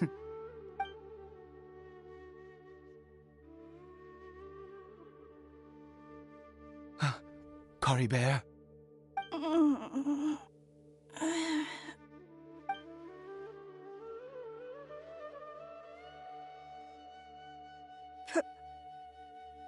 Papa? Cory Bear! Oh, my goodness, it worked! It's a miracle! Oh, Cory Bear, my dear son! You see, it worked! Cory Bear can speak again! Where's Mama? Mama is... Cory Bear, look at me. Do you know who I am? Of course. Your Papa. Yes! Salvation! Sweet salvation! Yes, yes! This is what this feeling is. How do you feel, Cory Bear? Are you fully awake now? Yes. It feels like I just woke up from a long, long sleep. I dreamed that I was hiding in a little room. I didn't dare go out the whole time, and I didn't want to either. Wait. My body! What happened to me? Is this me? Papa? What's happened to me? Don't panic, son. It's just... While you were sleeping, we went into a fairy tale world. There's no more Conria here. No more home. But... Do you know what that means? No more red sky. No more end of the world. In this world, you have to be a little monster, but you get to stay with Papa forever. Am I dead? No, of course not. Look, Cory Bear, you still have Mama's scarf on your arm. That means she's watching over you, protecting you. So how could you be dead? Really? Yes, really.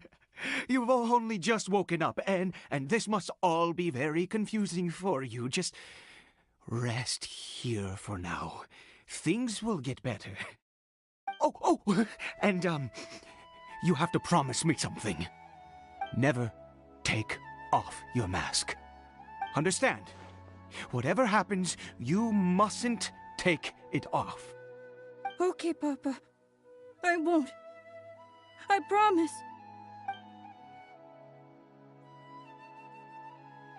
Not since that day have I been so glad as I am now.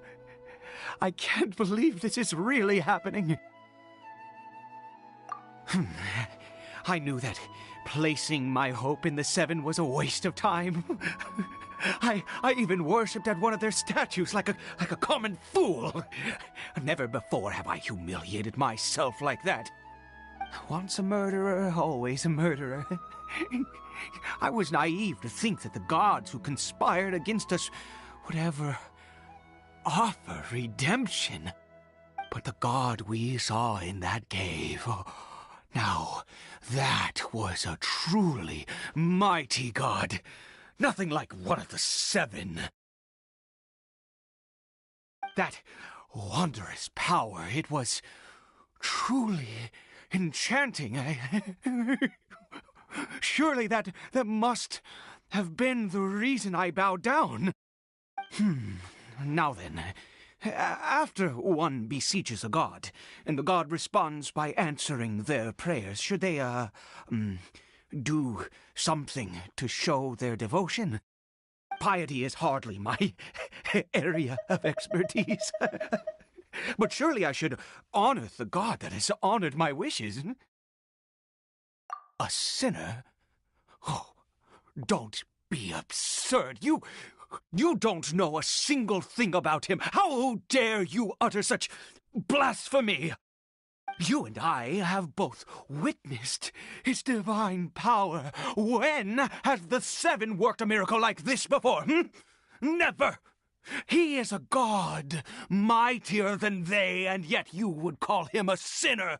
Oh, preposterous! No matter. Believe what you will. You cannot shake my faith. I am going to pay my respects with or without you.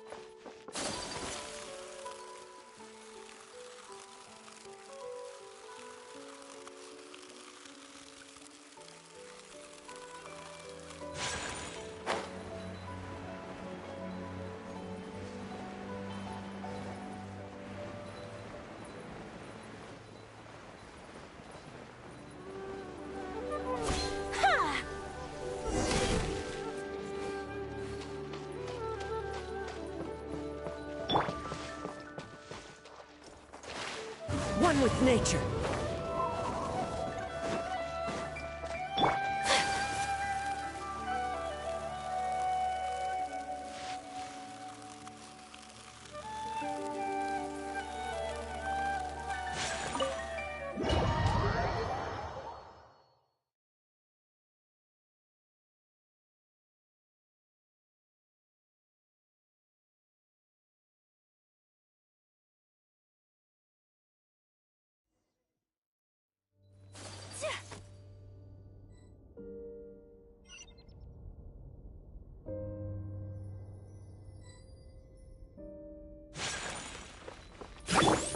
Into the wind.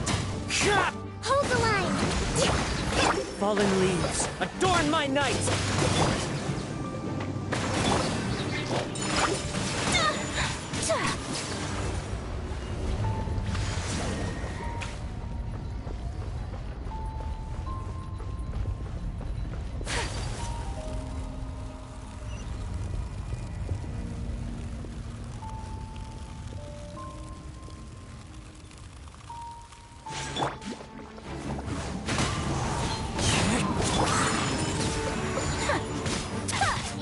Allow me!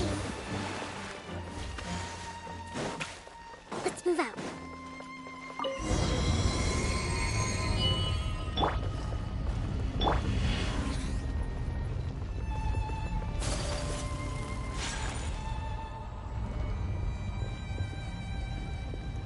No! Impossible! What happened? The Hilichurl worshippers have disappeared too? Was it all an illusion? That's true. Yes, it can't have been an illusion. I still feel that awesome and wondrous power flowing through my mind and body. It was neither illusion nor coincidence, and certainly no dream. It was a wonder. Yes, a divine wonder. Let's go, traveler. There is surely a reason for its disappearance, and I do believe that someday in the future we shall see it again. Could he really have been a sinner and not a god?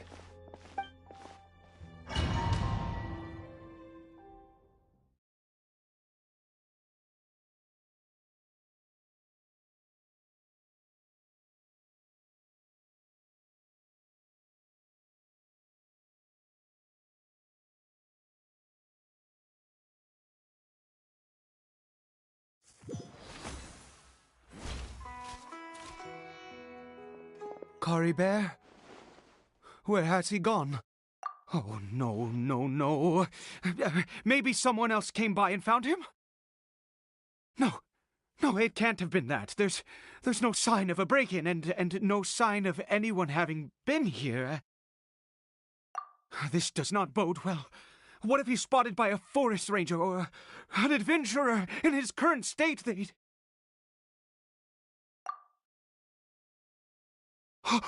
Wait a minute.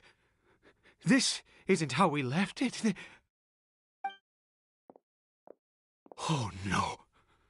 Did he...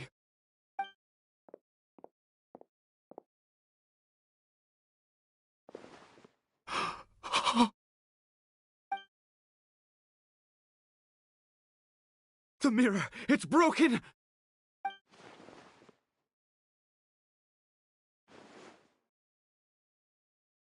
He must have taken his mask off and seen what he looks like beneath it. If he'd just done as he was told! We have to find him.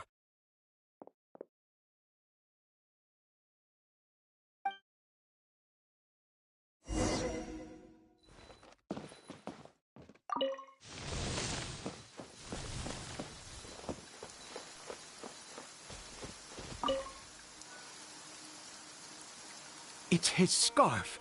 He dropped it. Looks like we're going the right way. Come on.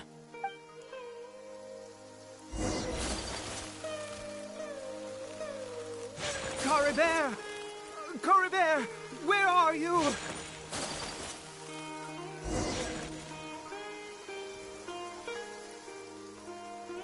Curses! Forest rangers. Hey! Who are you? We haven't seen you around here before. What's your business here? Have you seen a hilly churl? A hilly churl should have come past this way. Have you seen it? I asked you first. Don't make this more difficult than it needs to be.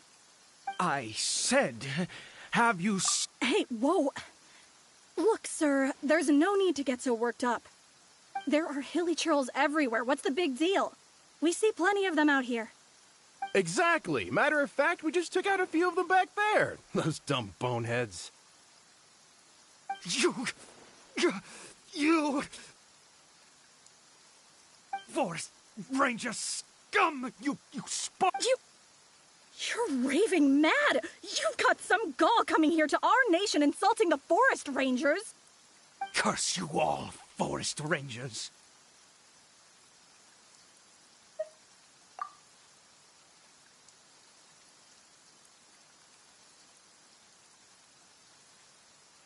I don't get it. Why make such a huge fuss over a few hilly churls? Makes no sense. He'd only just regained his mind. How could you do this to him? So tell me, Forest Rangers, did you really spare none of them? Did you really take out every last hilly churl you saw? Jeez, you're really not gonna let this go. Fine, you weirdo. If you must know, I happened to cross paths with a solitary hilly churl when I left the team to, use the toilet. I was frightened at first, but it didn't seem to have any interest in me at all. It was just bumbling along in that direction, so I left it alone. Yes! Wonderful! Wonderful! Let's go! We have to find him! Wait, you're leaving? Not even a thanks for the info, goodbye?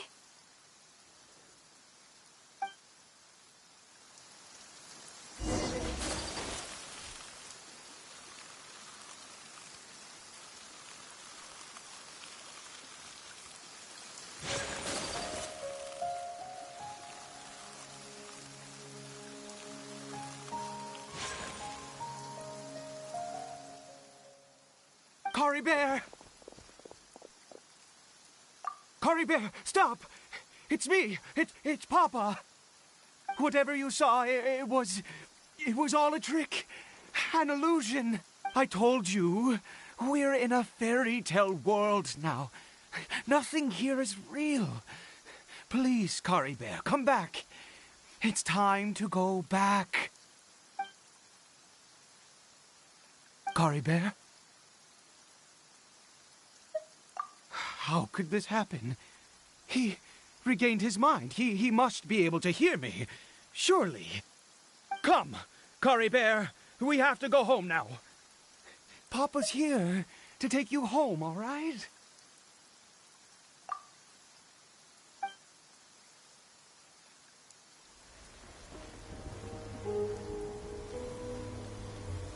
Papa? Kari Bear. Papa, I can't take it. Please, Kari Bear. It's my fault. I'm so sorry. If only I'd known. It's all too much. Papa?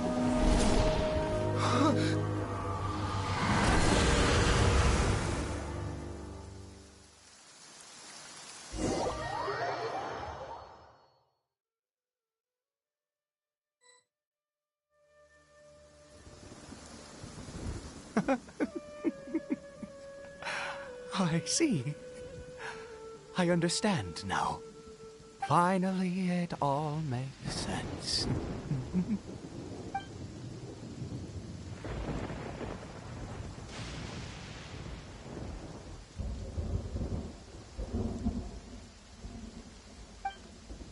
Ah, Traveler, you're awake.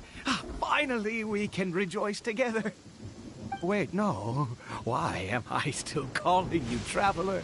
Oh, I have known your true identity for some time now. I suspected it was you from the beginning. I had to talk to you to be sure. Oh, of course you haven't. With your status, you can hardly be expected to know all of us. In any case, I've been using a fake name this entire time. Ida is the name of a servant I once had. My real name is Clotar. Clotar Alberich.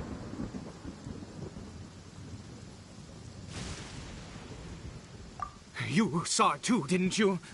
Unmistakable, the power inside Kari Bear and the power of the one you call a sinner. It was one and the same. Yeah, I am positive now. It's the power of the abyss, isn't it?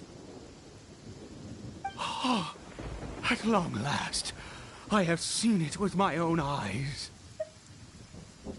That is no business of yours. A sinner. Yes, salvation for a sinner can only come from a sinner. Kari Bear did not deserve his fate, but now it's wonderful. He will be able to weave his own destiny anew. Born into abject sorrow, he shall now become the loom of fate.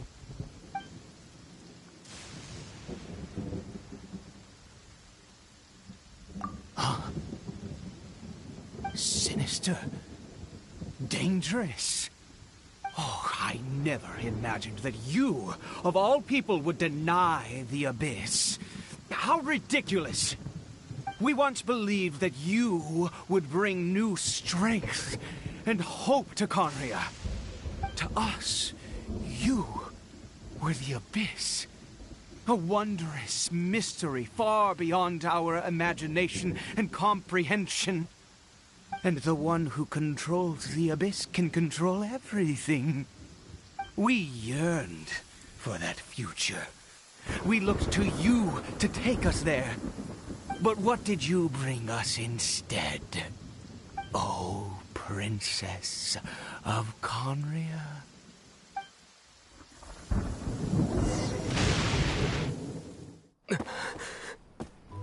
Why did he just call me?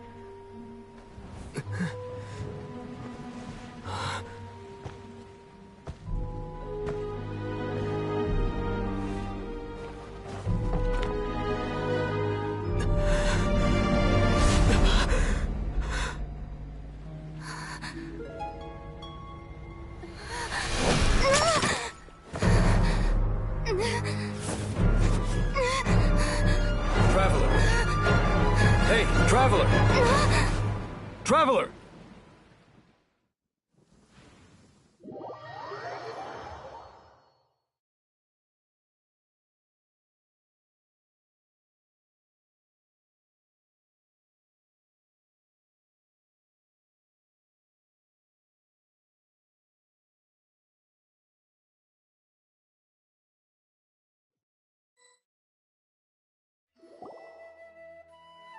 You're awake! Oh, thank goodness you're awake! Paimon was worried sick! Traveler? Traveler?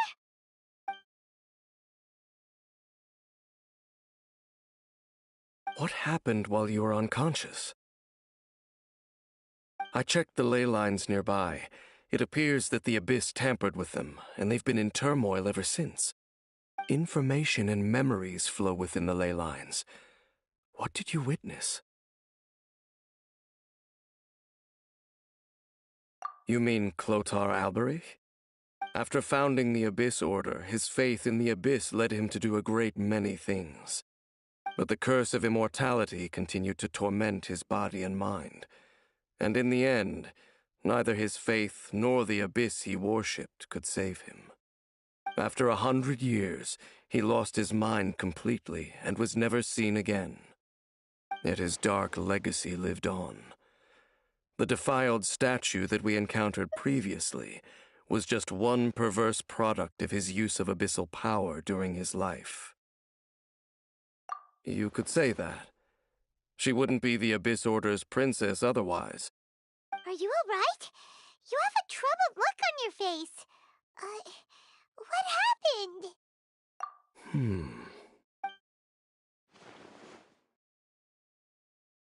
So you saw her memories from centuries ago, through your own eyes. It all but defies belief. Still, as I'd suspected, the notion of the Loom of Fate did indeed rear its head during that time. And it seems closely connected to Clotar Alberich's son, Caribert, and what happened to him. And yet your sister never breathed a word of this incident to me. I wonder, was that the moment that she decided to go down this path?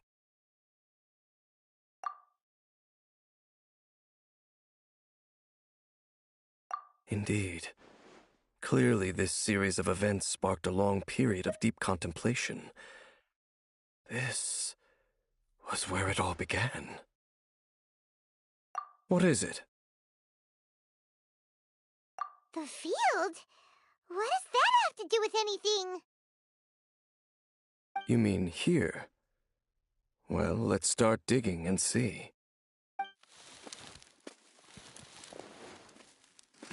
You scared the Duke out of Paimon! Did you rebury them yet? A male and female skeleton, buried together. Interestingly, the male skeleton appears to have been interred much later, and it's holding a silk scarf in its hand. But what does this mean? And how did you know that there were bodies buried here? What? That's impossible. Unless Clotar Alberich finally found a way to rid himself of the curse. This all raises far too many questions. I need time to think, and to search my memories for some missing pieces. We should part ways here. Huh? You're just gonna leave? Why? You could come with us, you know. It's better that we split up for now. I think that he might have seen you. Who's he? Yes. I have my suspicions as to his identity, but I need to confirm some other details before I can be sure. If the time is right, I will tell you when we next meet. But what do you mean that he saw the Traveler? How is that possible?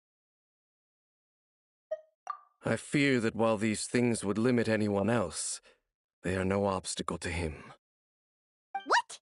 Why? What is he? All right, let's leave it there.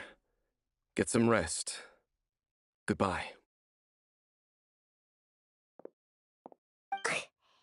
There goes Dane. And just like that, it's back to being the two of us again, huh? What is it? Huh?